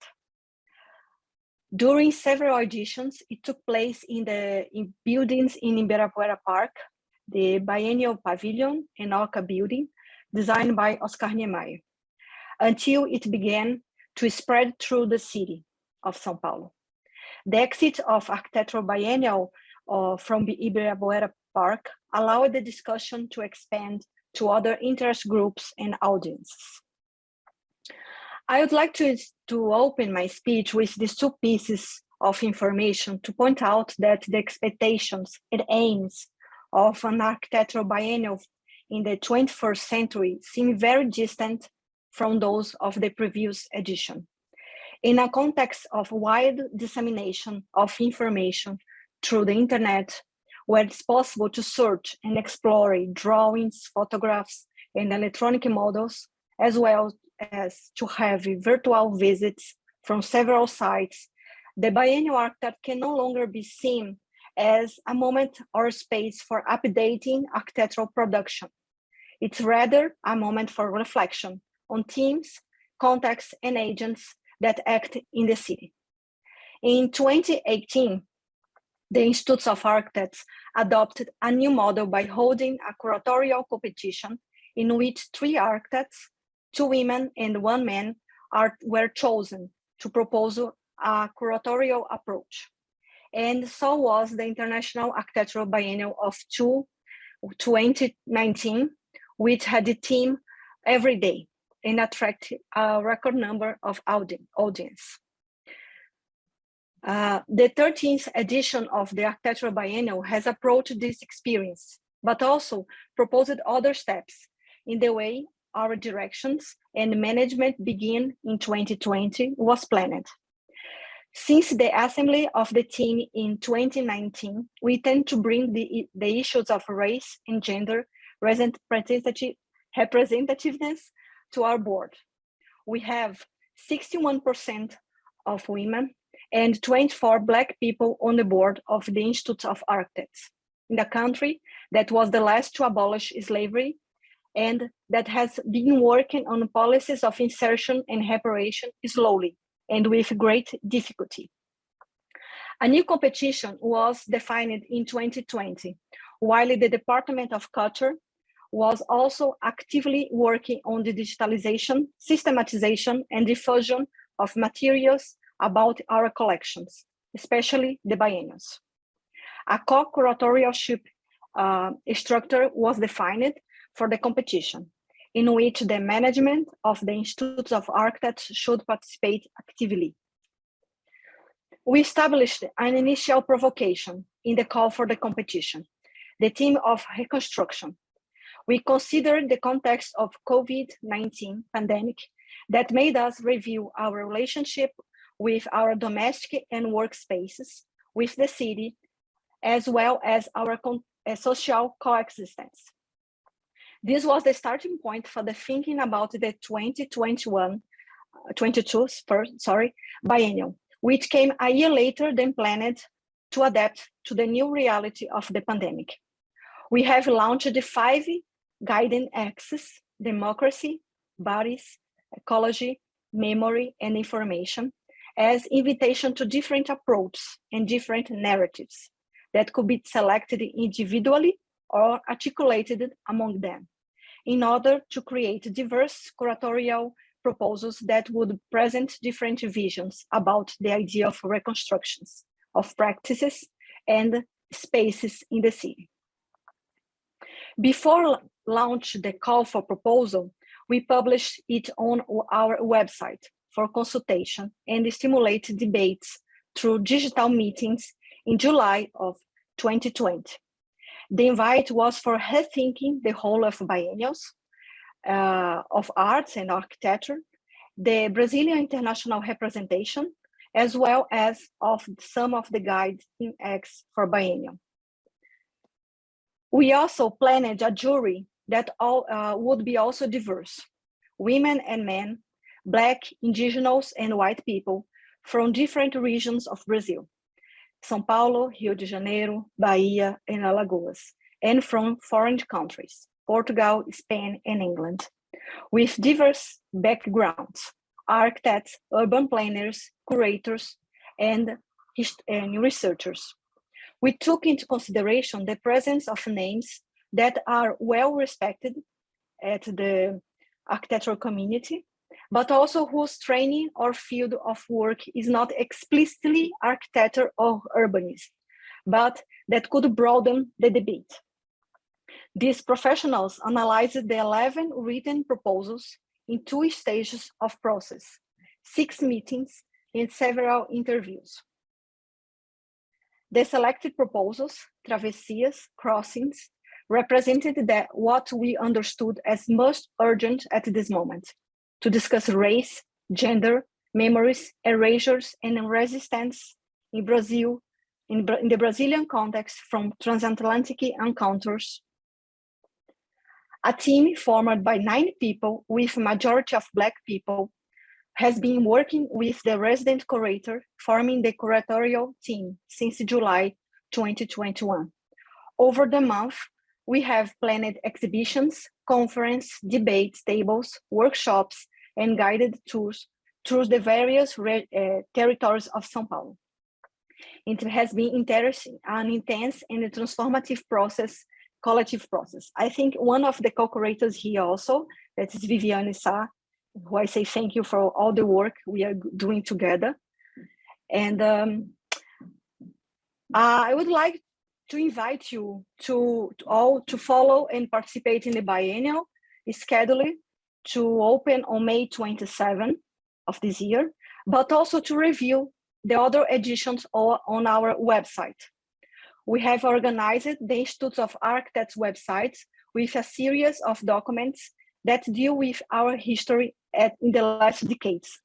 A decision that had been made in the beginning of this administration, becoming even stronger and more necessary after the pandemic that restricted access to libraries, archives, cultural and research institutions.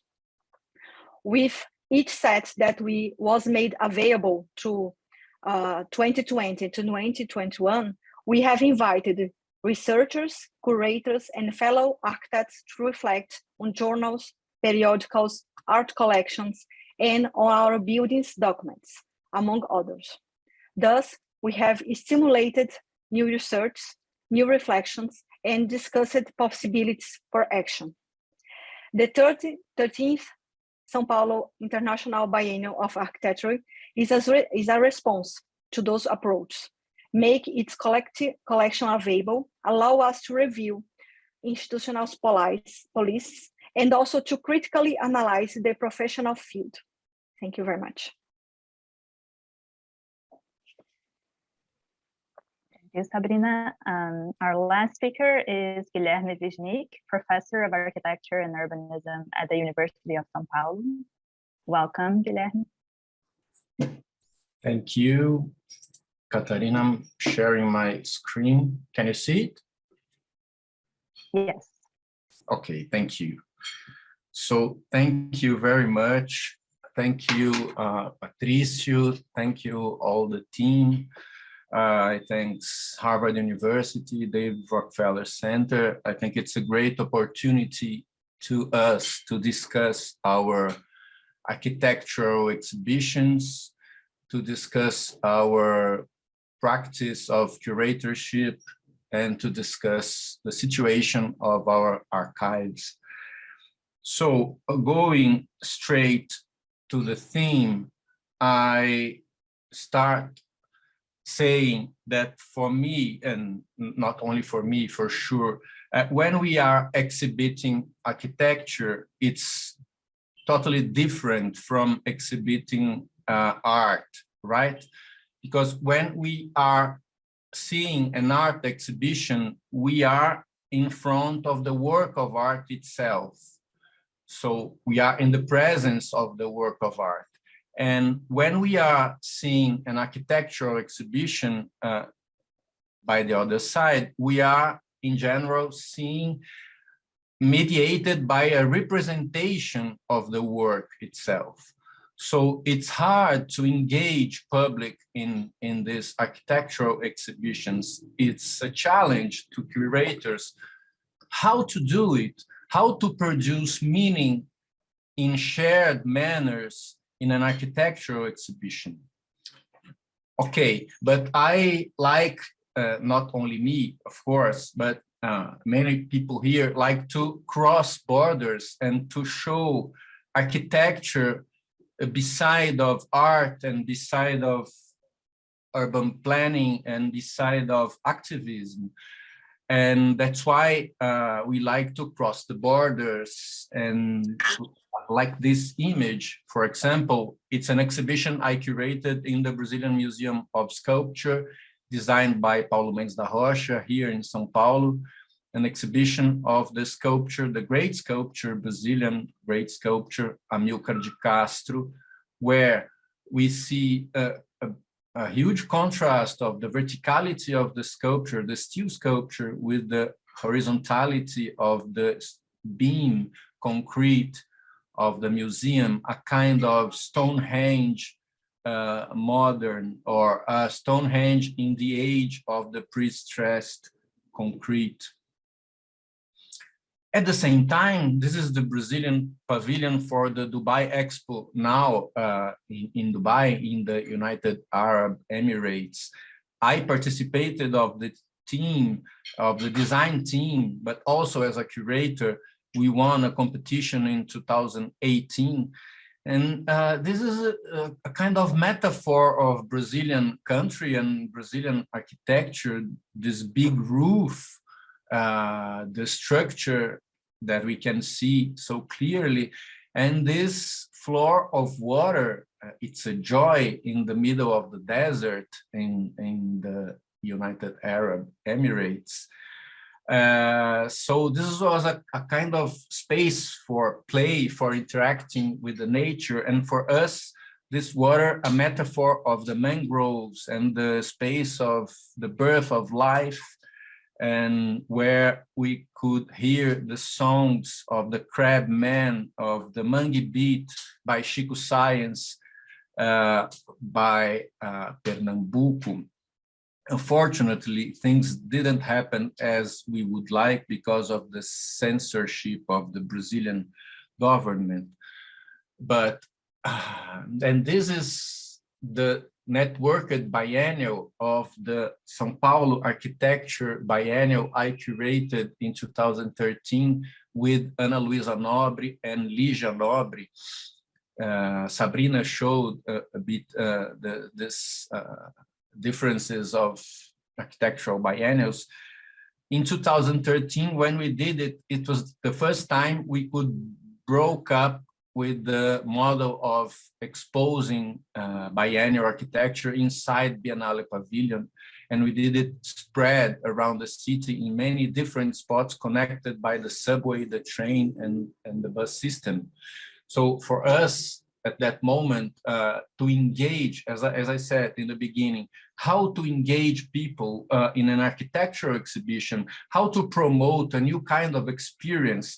For us, at that moment, we would like to show the city not only as a content, but also as a subject. So for seeing the exhibition, you had to have the experience of the city. You had to go by subway, by one place to another. That's why we could also create an activist biennial with many works in different places and creating different possibilities of using the city, like this big pool in Minhocão, which is an elevated expressway crossing the city center of the city. So, arriving at Infinite Span in House of Architecture in Portugal, Infinito Vão in Portuguese, it was an exhibition in 2018. The order or the demand from Casa da Arquitetura for us, the curators, me and Fernando Serapião, was of a large content. So 90 years of Brazilian architecture. So from the very beginning of modernism with Gregory Warszawski to the present day. And how to show it and not being boring, a boring exhibition, right? Not so scholar in the sense, because yes, it's a scholar exhibition because you have to show to the audience what happened in 90 years of Brazilian modern architecture. Okay, so we decided to do it separating 6 groups in a chronological line, and showing what happened precisely in this moment. But the name of the exhibition, here we can see this big beam crossing the space. So it's, as you can see here, the museographic or the expographic, I'm not sure if it exists, this word in English. The supports for the exhibition, the scenography in the sense was a big beam crossing the space and dividing the space, the linear space in half and half. So because you had to visit the exhibition in the same line. So seeing tables, seeing drawings and photos in the panels. But for avoiding this idea of only doing a didactic or a scholar exhibition, we decided to create or to mix in the architectural content Also, the possibility of showing audio-video installations with songs, because for us in Brazil, songs are very important in terms of bringing the sense of time or bringing subjectivity. So we chose 6 different songs, 1 for each period, and we produced 6 videos with images of architecture and city and politic facts and cultural facts also, mixing all of it and showing this audio videos with songs inside these blue caves. So these arcs that supports the structure, creating small rooms for video and songs. By this tool, we could create, in my opinion, a different exhibition, engaging more the public in the feeling or in the sense of being Brazilian in this century. And to the end, I'm showing this exhibition I curated inside Paulo Mendes da Rocha house here in São Paulo, Milan house in the neighborhood of Morumbi. The name of the exhibition is Windows That Open Inward. So it's a very strong house, brutalist house, designed in 1970. And here you see the windows of the rooms, the bedrooms, opening to an interior landscape, to this kitchen space. So it's the house is a concrete blind box, totally introverted to the interior space, but and in this space in the interior completely transparent in this sense, because the walls doesn't reach the ceiling, so you can hear everything, you can smell everything inside the house, so there's no privacy. And what the artists we invited, they did, we invited artists that could stress this situation. So the house, okay, so the house as being the urban space, as being the city. So this work by Salvaro, for example, is a kind of dismantling staircase as a kind of metaphor of Brazil today in this house of our heritage. Or also this sculpture by Deborah Bolsoni, reinterpreting the staircase of Mendes da Rocha. To the end, Clarissa Tossin work she did for Fordlândia and Alberta, the rubber tree, the baby rubber tree. We decided to put it in the roof with these elements of rubber by cars, as bringing, because the floor of the living room of the house is made by asphalt. So we could bring the cars to the roof metaphorically, crossing completely in the sense of this house of being the city. Thank you very much. Thank you, Guilherme. Thank you all for this great thought-provoking presentations. First, I would like to remind everyone to please send your questions through the Q&A. We'll try to address some of them now, but we'll save most of them for the town hall following this discussion, so all the speakers can take part in the conversation. So I think your presentations touched on the many possibilities and challenges of curatorial practices in architecture. They raise important questions that relate to institutional and the so-called alternative spaces for architecture exhibitions, the blurring of boundaries of the discipline, issues of representation, efforts to reach and to engage broader audiences, and the ways in which exhibitions can provide new experiences, construct and reconstruct narratives, and contribute to the production of knowledge. So I would like to start with a general question for all of you concerning this issue of the space of an architecture exhibition. So I wonder if you can speak about how you see the spaces available for exhibitions outside the established institutional spaces of architecture schools and long-standing organizations such as the Bienal and Casa de Vidro. What are the spaces open for the display and dissemination of architecture?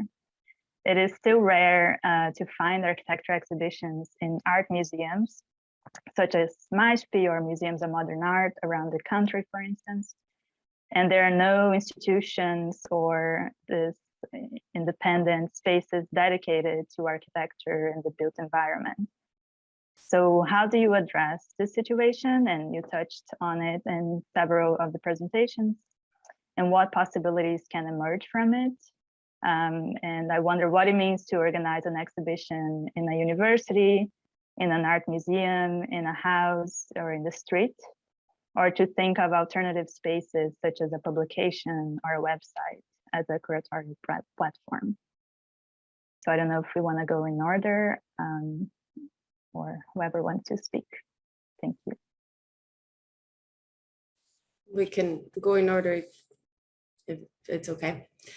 I think I've had with Kata this conversation many times. Kata participated in a research we were doing on architectural archives and architectural spaces. I mean, what is important to highlight is that there are no spaces for architecture exhibitions, no museums, no curating departments on architecture in any museum in Brazil with such an important legacy and presence of architecture. So, I mean, what we need to do is to create them, which is not easy, but that's the only thing that there is to do. If we can exhibit in universities, we can exhibit in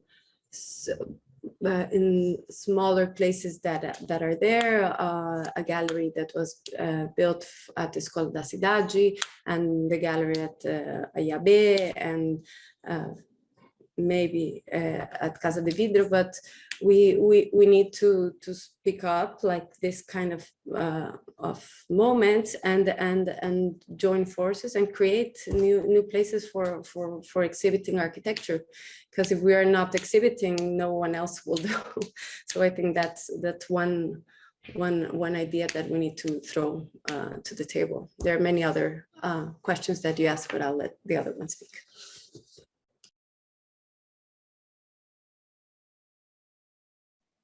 Maybe Renata, do you want to talk about it? Sim. Então, Catarina. Yes, Catarina, thank you for your reflection, for your question. Yes, we can hear you.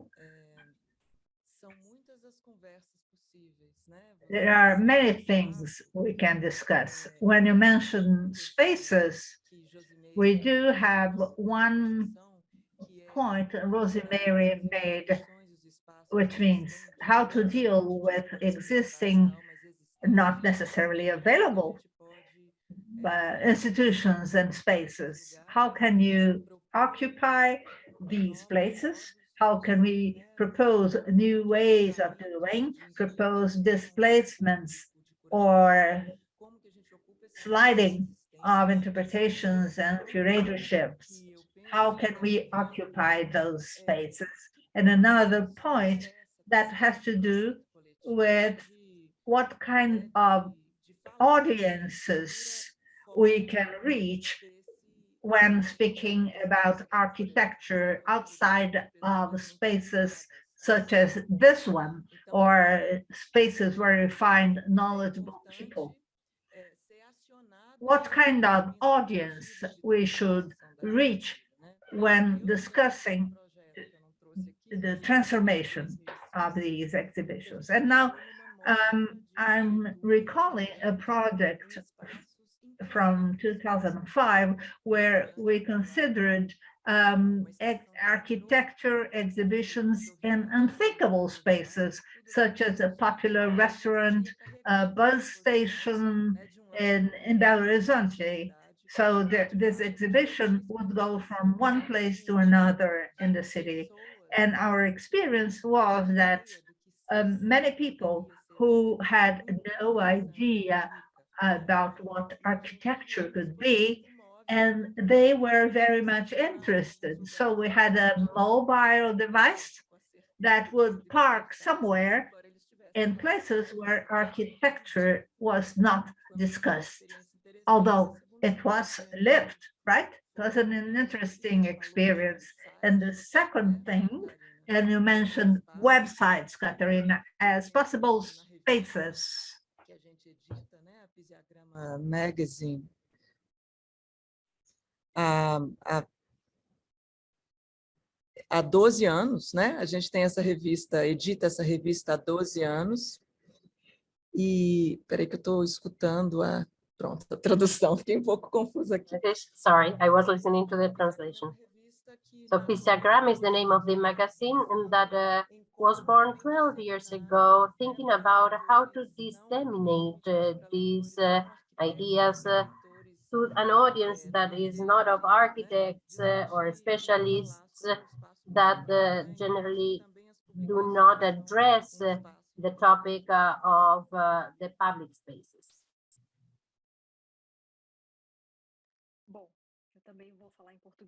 So I'm going to speak in Portuguese as well, because I feel more comfortable speaking in Portuguese. So in the biannual exhibition, when we started working in 2020, we wanted to articulate part of the exposition with other elements that are key in the event, addressing different aspects of life in São Paulo, connecting it with different peripheral territories or in the periphery. So we started engaging conversation with these different organizations that represent different aspects of life in São Paulo. And 2 months before opening the exposition, we had the idea to organize different spaces for debate in these spaces that were very different.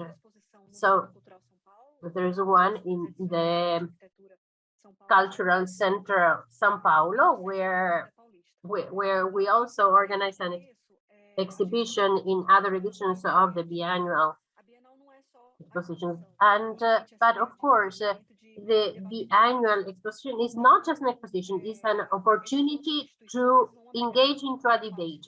So these other organizations will hold some of these other activities, engaging different audiences, not only architects, but also engaging an audience that not necessarily are used to debating these things. So the idea was for people to be able to navigate among and across these spaces. It was one of the key aspects of curating Travessia's exhibition, was to do an invitation for people to circulate. So Renata mentioned about the kind of audience that we would like to engage in these initiatives. We are interested in reaching the most diverse audiences to engage in this dialogue.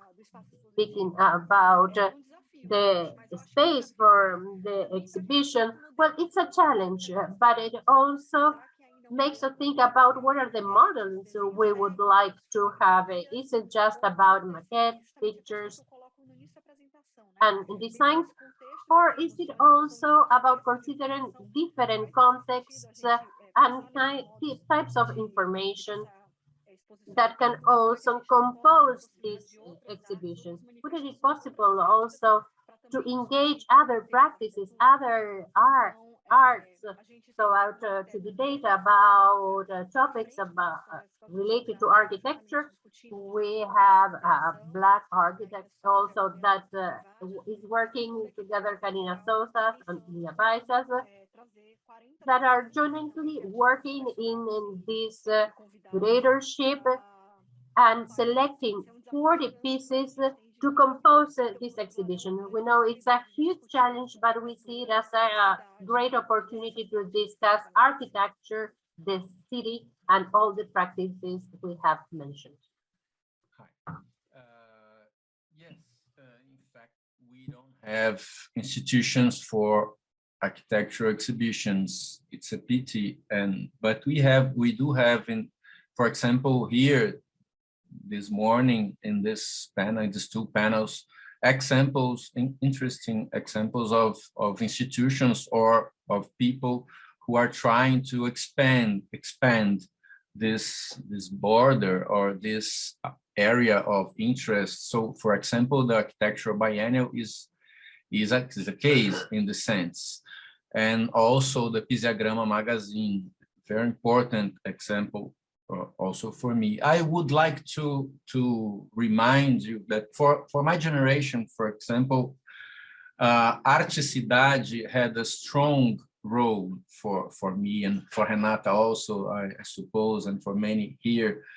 Arte Cidade is an art project that happened in São Paulo from the mid-90s to the early 2000s in 4 or 5 editions, choosing at each edition a place to invite artists and architects to do interventions and urban interventions in the downtown and in the east side of the city, and with a partnership with SESC, which is very important in the sense. And but of course, yes, we don't have, for example, a storefront for art and architecture like New York here in São Paulo. We don't have. We would love to have, and we are trying to push energy in this way. For example, connected to institutions for archive, for sure. But also another possibility is important that Renata reminds us, that is how to bring architectural content, and more than architectural, the urban legacies to a broader audience, so to the peripheries, to exhibitions and with workshops outside of the downtown. And this is a great challenge, and we have to face it with the partnership of the universities and cultural institutions like SESC, for example, and many others. But concerning more traditional exhibitions, we have now, for example, in São Paulo, a new model of a partnership of art gallery in the name of Almeida Ideo Art Gallery, for example, with Etel, which is a furniture shop, creating a new space like Casas ao Zupim, which is an architecture house and design house for housing exhibitions of architecture and design, a bit like Casa de Vidro, but in a bit different way. So we are in the middle of this process. So things are happening, and maybe we can have in the future something better. Thank you. Patricio, do you have a question? Following up on that, I know that here that references have been made to the United States and different processes, which, you know, the politics of culture in the United States has its own particularities, but it's also predicated on the fact, or, you know, the statement that culture is a sort of a private domain and that the state should not sort of intervene. And this has a very complex sort of history at moments where the state sort of involved itself. So in relation to Brazil, I'm to press a little bit on the question on the consolidation of these projects. What are the main impediments that you see, or the structural impediments to consolidate what from afar seems to be a highly consolidated sort of architectural practice, architectural sort of culture, at least when it's presented or seen sort of from afar. So I'm very interested in this kind of theme of fragmentation that seems to be an inheritance of our architectural culture now facing new challenges, and how and what are sort of these main structural impediments that you see at present.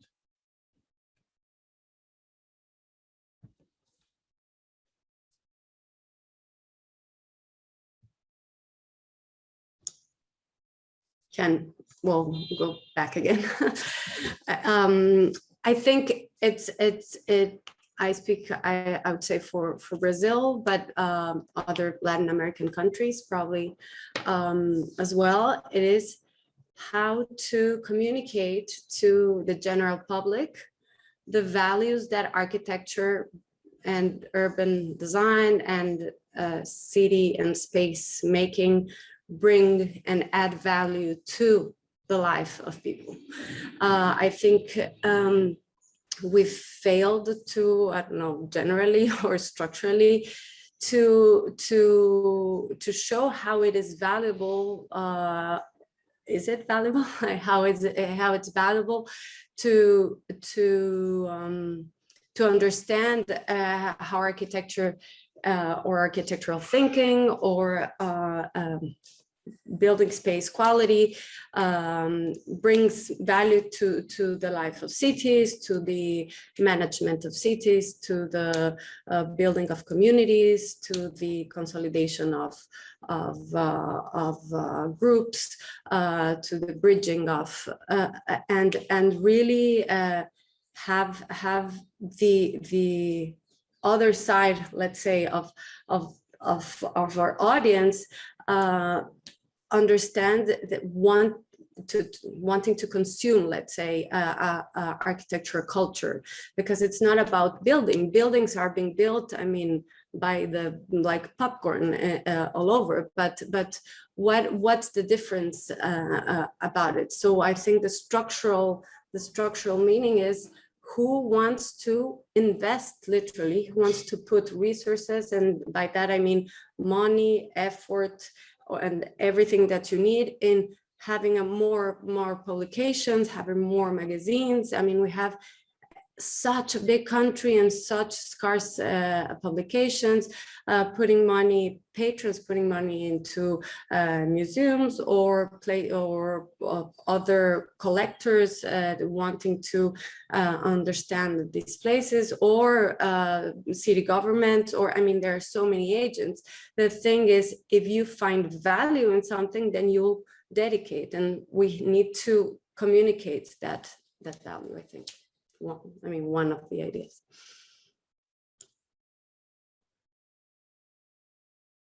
Bom, Patricio, o desafio para mim, eu acho que é desafio. To me, the main challenge is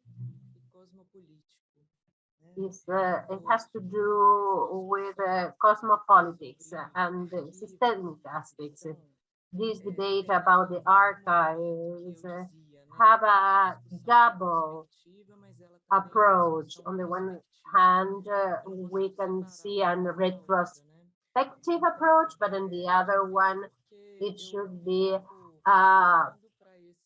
an approach that proposes new ways. And that's why it is so urgent to think of an architecture that decides not to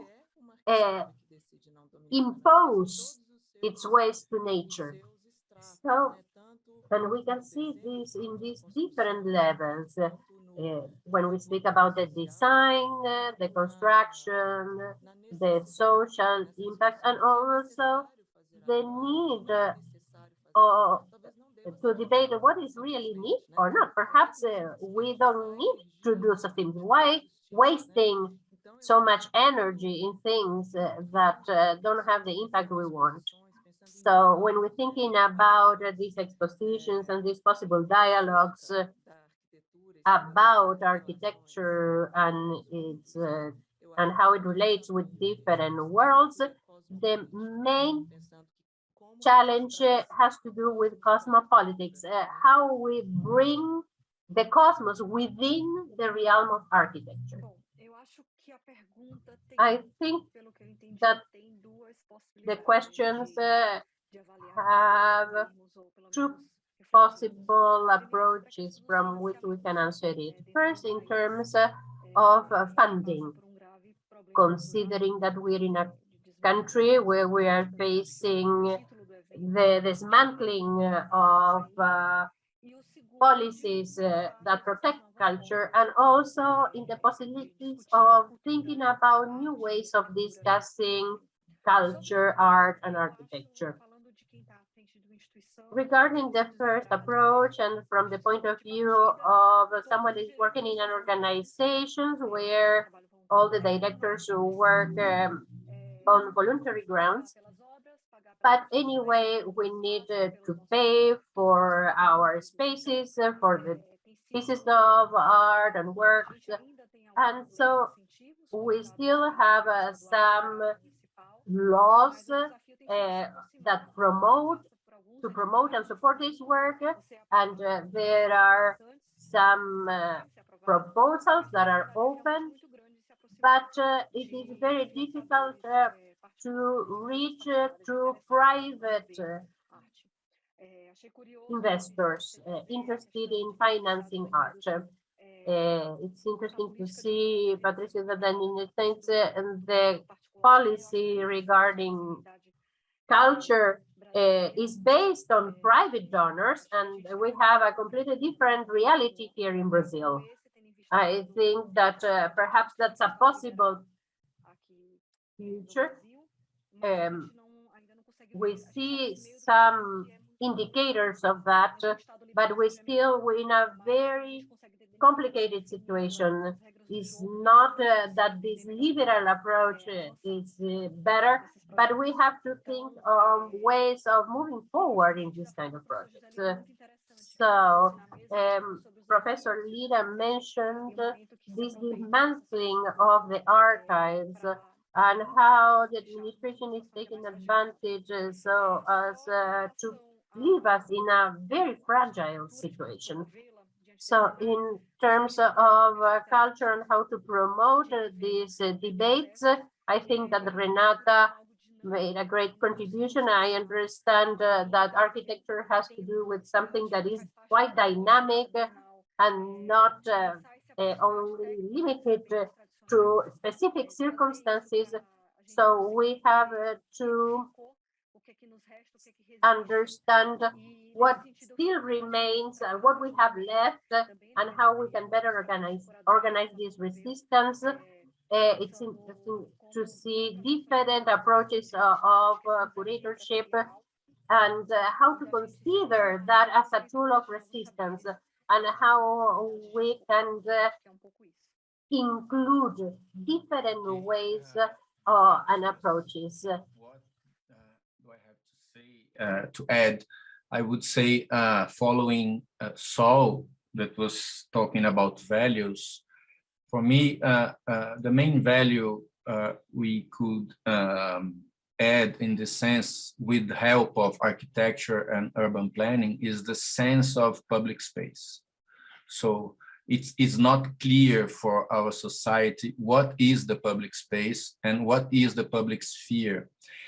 And sometimes bringing some United States examples or European examples in architecture, we architects think about the public space as something more bucolic or in peace or pacific in the sense. So a square or a park where you go just to rest. But for me, the public space in the third world is something that is every time in struggle. So it's the conflict space. And we have, our challenge is to bring up this sense of conflict as something constructive or something positive in this sense, because the conflict is the possibility of bringing differences to the urban space and mediating difference for the public and for the politics. Thank you. Thank you all. We are running a little late, so I think we're going to go with the town hall now. So I think everyone can join us. Thank you. Yes, we invite all of you to turn on the cameras so we can start with our last part of the webinar. We still have a lot of participants, so super exciting to have this running 3 hours with all of you. I'll just give the floor then to Carolina and Cristina, who will be running the town hall with all of you. And the bios, as all of you have been there on the chat, they're going to be on the chat for Carolina and Cristina. Please go ahead and introduce yourself. Thank you. Hi, everybody. I'm Cristina López Uribe. I am a professor at the National University of Mexico. Welcome. Hi, everyone. I'm Carolina Sepúlveda. First of all, I wanted to thank you very much for all your insightful presentations and experience that you share with us. I'm an architect and curator based in Santiago, Chile, and I'm very impressed of all the knowledge and the diversity of the initiatives, museums, and practices in Brazil. And my concern with archives started as a former student of Patricio at Harvard. At the same time, we were planning this program. And the class was titled Displaying Latin America, in which I dove into the archives of José Luis Sert at the Frances Loeb Library. And one of the main concerns of the class, and that is still at the core of curating architecture across the Americas, has been the question regarding how, as architects, historians, curators, or scholars, how exhibitions not only display architecture, but also how we are actually displaying Latin America, and in particular. And I remember some discussions we had regarding if it's something that bonds us as a continent. And for example, scholar Mauricio Tenorio Trillo explains well the misuse of the term Latin America. And maybe it's certainly not the language, maybe it's our common colonial history, maybe it's our history of dictatorships or modern architecture history. And within this context, I wanted to start a town hall, taking a step back and ask you about the state of archives and architecture culture in the Latin American region. So the recent exodus of the two important architectural collections and the possibility of that happening to other countries sounded an alarm. And as a region historically traumatized by the plunder of its cultural treasures and assets, it raises an old and existential, even a philosophical question regarding the ownership and the care of the archives. So the first question for you will be, who owns the archives? Who has the legitimate right to decide what to do with this valuable cultural legacy? Is it the state? Are the public institutions? Is it the family, the universities, we as scholars, the private, or is it maybe an alliance of factors? What do you think? I think you already show us some amazing examples, but what kind of strategies we have to push to respond as a region or as a collaborative alliance of advocates to respond the current institutional situation of the archives? So I don't know who wants to answer first, but please go ahead. Maybe, I don't know, I can pick someone. Or Well, I know Jose was speaking about that a lot, so maybe he wants to. I think these are amazing questions and quite relevant moment. I think the very nature of architectural work as a collective work, in which so many professionals and so many types of work are joined together to put things together and to put things in space, should be really questioned in moments when we decide where to take, where to preserve, where to store, how to use, etc. Indeed, Patricio has raised the parallels, possible parallels with the situation in the US. And I think a good clue to understand this tremendous difference in the state of our archives and even in the state of our exhibitions institutions is probably connected to the different ways of managing wealth in our countries. The management, the regulation of wealth in the US is extremely interesting. It's certainly much less patrimonial style of managing wealth. And this somehow forces the local elites to invest regularly for a long time in culture, in preservation, in science, etc. I don't know the situation in Mexico and in Chile, but in Brazil, this is a key aspect of to understand the fragility of our institutions, the way sponsorship and partnership is designed.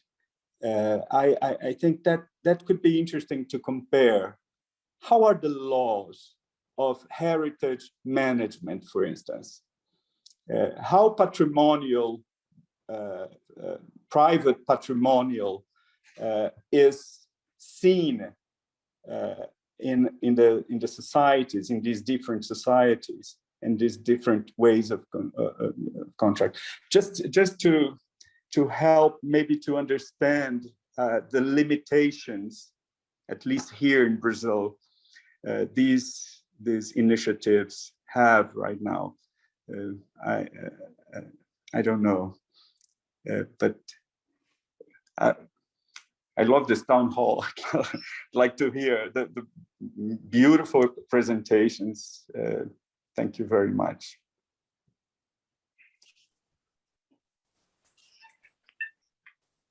Does someone else wants to speak something about this first question?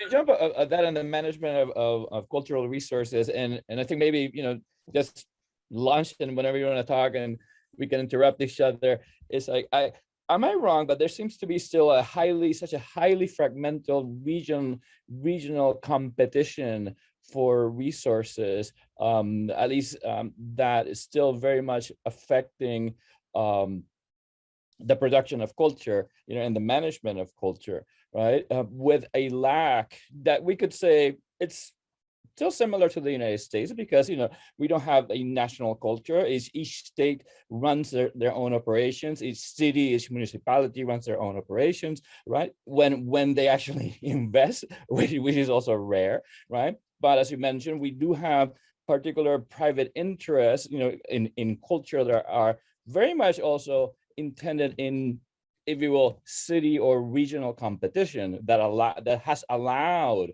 right, for this kind of cultural competition between New York, Chicago, San Francisco, right? So in a country as vast as Brazil, which is which parallels that condition to the United States, and so richly diverse, right? Is this sense of still regional competition still present as a disarticulating force, or is it something that at moments historically has appeared at a particular moment in Brazilian history, and now it has completely disappeared? You know, how does this manifest in relation to, you know, the public sphere, the construction of a cultural public sphere, be it, you know, from architecture, art, etc. I'm very interested to hear, in, you know, not in the Paulistas, which seem to like dominate, right, but in the others of Brazil, at least regionally speaking. I'll jump in. I think that one thing concerning the institutions, there is Cedodal, I mean, from the early 90s, who was an institution which has been trying to collect, you know, the Centro de Documentación and Arquitectura Latinoamericana. Well, this is one of the, let's say, attempts maybe to unify in terms of Latin America. Although even the term of Latin American Brazil is very discussed, and let's say how much does it represent Brazilian culture in terms of in the architectural field? So I'm not sure if there's much adherence. It's a very discussed subject, the idea of Latin America today, and it's also in dispute, I guess.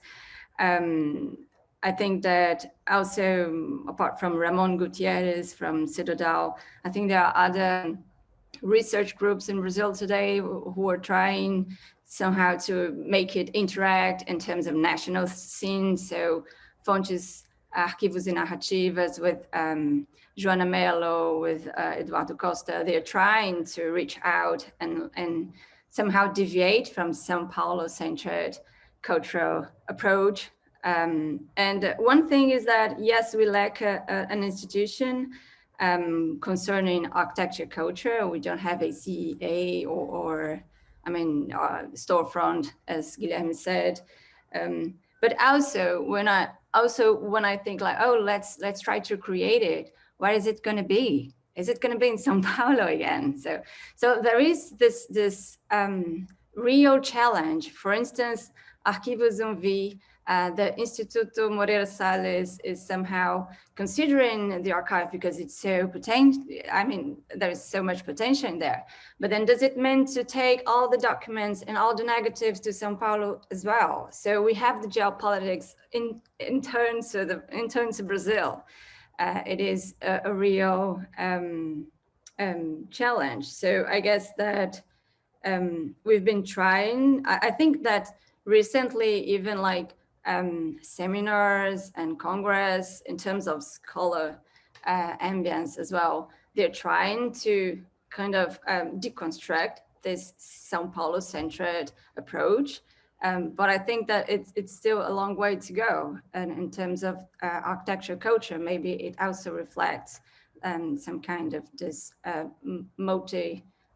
not this fragmented approach. So maybe you said, Patricio, this idea of multi-centered. Well, we've been thinking of that in terms of political thinking, right, for a long time. But it does imply more funding because you have to spread infrastructure. So, I mean, it's a real challenge. That's it. Well, this also has to do with something that I wanted to ask, that is about the physicality of the archives. From my point of view, and after all the concern and the polemic surrounding the purchase of the Barragan archives and the displacement to Switzerland, I am seeing all your curatorial enterprises that are very interesting, and I think there is like a tendency towards achieving like a broader audiences and go out on the street, and that doesn't require the original materials to be exposed. So it seems to be like it's going in different directions. If the Barragan archive was already online and it's open access, I don't know what could be. But for all for instance, for the exhibitions of in the streets about the Black people and everything, there wasn't really any archival material, physical archival material exposed. It was all about bringing all other kinds of materials and in reproductions, as Guilherme said. So do we really need how can we fight of having the physicality of the archives in our territories? Is it really necessary, seeing all these tendencies that you showed us today?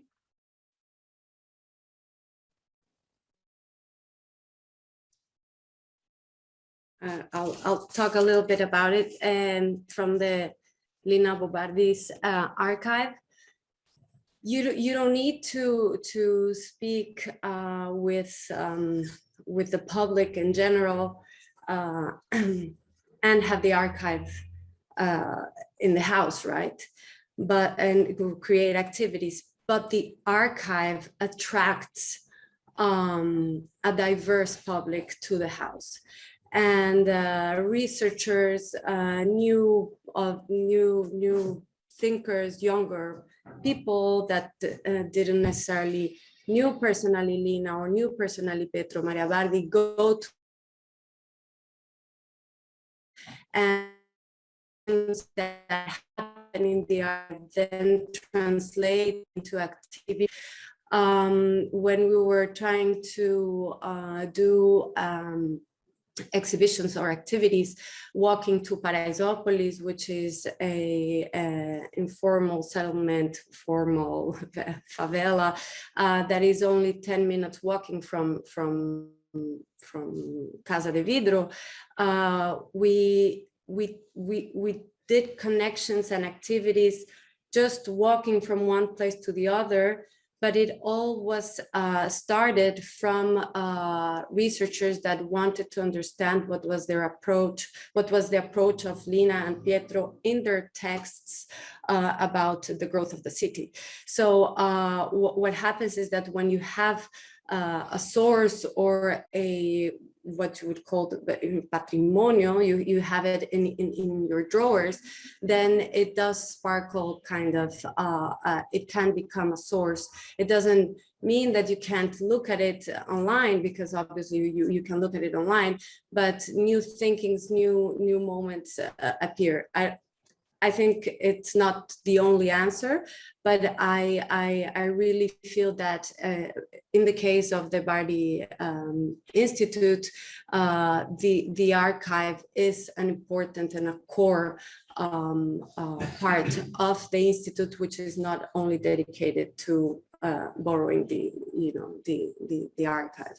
So you can think of different ways, but I still advocate for a physicality of access to the material. I would like to say that the materiality or the physicality you mentioned is not only the drawings, but also the buildings. So maybe the buildings are the most important physicality in this sense. And sometimes we forget it because when we discuss only the drawings or the archive that is going outside. I remember, for example, when Paulo Mendes da Rocha decided to send his drawings to Portugal, he said, but my buildings are here in São Paulo, and some of them are in a very bad conditions. So we would have to fight for change this situation. So, of course, discussing, I don't want to erase the problem of the archives going outside, of course, but I'm just trying to remember that we are talking about memory and heritage, and it involves also taking care of the buildings. And we don't have also in Brazil an institution or that is taking care of this. So the problem is a huge problem, or not taking care and or organizing visits to the buildings. So for example, the sports arena Paulo designed for Clube Paulistano, his first super important work, completely dismantled. What will we do to restore it and to bring people inside to know this work? For example, I've never went there because it's not allowed for people who don't belong to the club. So that's it. Eu queria complementar a questão e as respostas. I'd like to complement these questions or answers, presenting a different point of view. Eu acho que quando a gente disponibiliza na internet, fala internet and speaking about the experience we have had in the institute. Many times we cannot include everything because of cost, because from where they are located. So many times we organize analysis of what the category of the material we're going to post. And so the possibility of transfer of physical objects, so to understand these different processes, what are the first designs, the participation of other people that are beyond the architects, not only architects that are in charge of the project, and those working in the team, but those that are part of this collective work, where they're interns, those that work with the landscape, the workers. So that would allow us to understand this process from a broader perspective. So not only thinking about the different stages of negotiations, including the clients, and also the different mishaps that may happen in this process. Also, based on our experience, I can recall two experiences. When we started the pandemic, in the moment where we're organizing the materials for the biennial exhibition, we received an email from a researcher from the Polytechnic University of Milan, and she was asking how to access of the material of previous biannual exhibitions. Okay, well, no, we are in this process, so very soon we're gonna post the material. So 1 or 2 months later, she could access these materials. On the other hand, an undergraduate student from the University of São Paulo just wanted to have an interview to speak about these materials and the previous biannual exhibitions, and they said, okay, you're gonna make available all the posters and the materials, but I would like to know about how thick this material is, this support, what kind of paper you used. So this kind of information was key for her research, and it was unnoticed for us when we were thinking about the materials we would upload in the webpage. So we invited her to visit us, and because we had open doors now after the pandemic. So this kind of information may seem superficial for some people, but in fact is key for, at least for her, the student that was studying these aspects in her studies of graphic design. So we have to consider all these different specifications and aspects that many times pass unnoticed. So thank you I'm not such a big specialist as you say, Sabrina, but based on some of the comments from Patricio at the beginning of this debate, that the archive is power, the power of spreading knowledge, for instance, and this presence is very important because it allows that these decisions could be made. And also Renata's comments on the socio-political aspects. So on the one hand, there are decisions about how to make available, whether to make available, and these decisions not necessarily will be taken here in the country or in an institution or where is the decision taken. So many times, regardless where the decision is made, perhaps the decision is the wrong one. So it is important to consider who has access, what is the material that is gathered, how, what kind of audience we are addressing. So all these socio-political aspects. And we see that it is quite difficult in this moment to have these big institutions where all these things enter as what we see the Institute of Heritage in France, they are also facing a lot of challenges. So I cannot think of Brazil having reestablishing a national archive as we had in the past. We have different collections that are spread in space, pulverized, and but we need to establish what is the connection and relation in between these collections that are scattered in different places. We have to think about, yes, if we say about the centrality of São Paulo, well, at least if some point, at least São Paulo is able to do it, is great. At least we have a group of people that have started thinking about this, and perhaps later we can have another one in Bahia, in other places. So, because starting thinking about this is very important.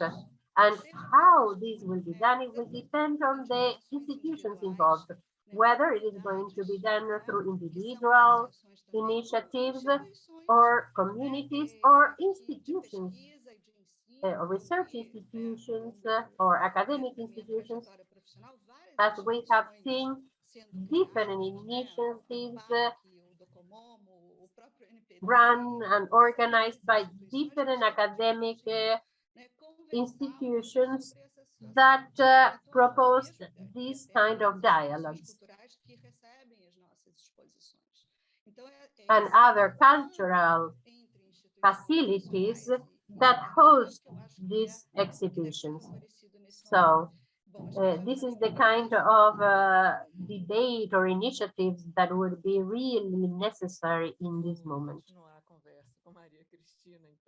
Okay, Maria Cristina then. Having in mind the different questions and also Maria Cristina's questions as to who this archive belongs to and what are the different aspects involved in that, I thought that perhaps the debate should be about the institutions involved, but also about the creation of new archives in an intention to answer to this epistemic approach. What we should include in this archives, things that perhaps I had never thought to be part of archives. Perhaps it is high time to start including these things.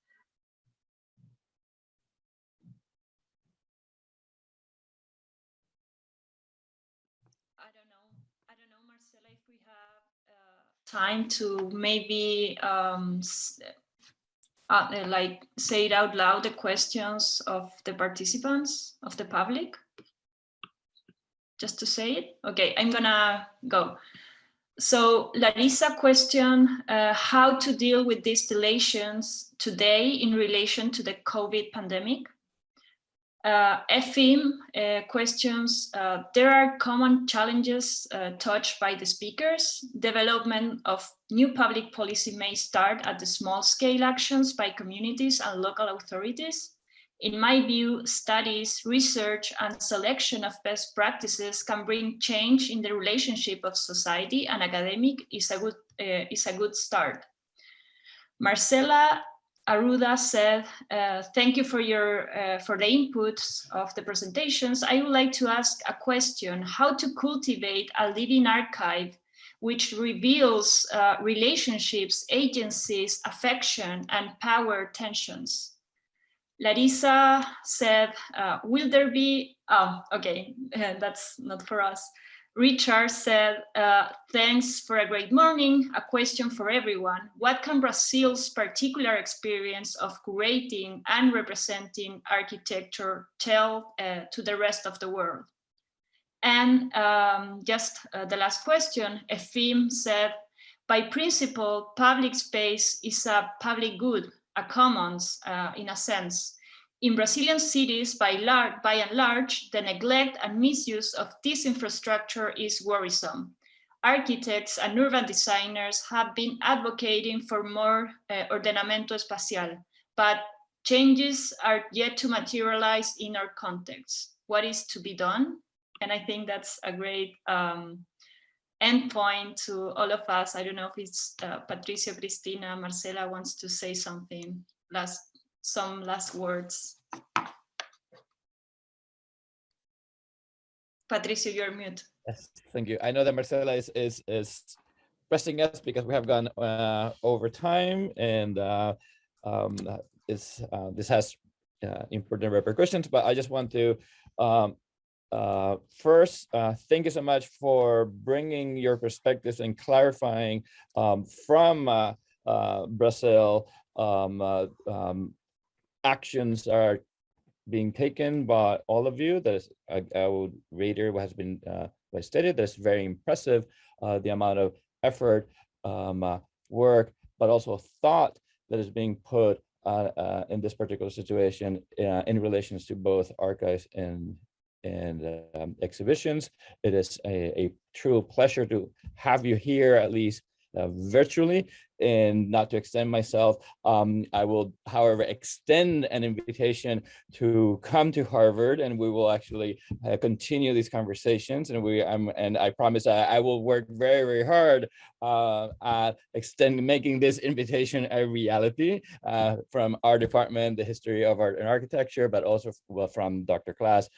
This is something that is certainly on our books as part of our commitment to establishing true collaborations that hopefully have a decisive impact in what we do. So again, thank you so much.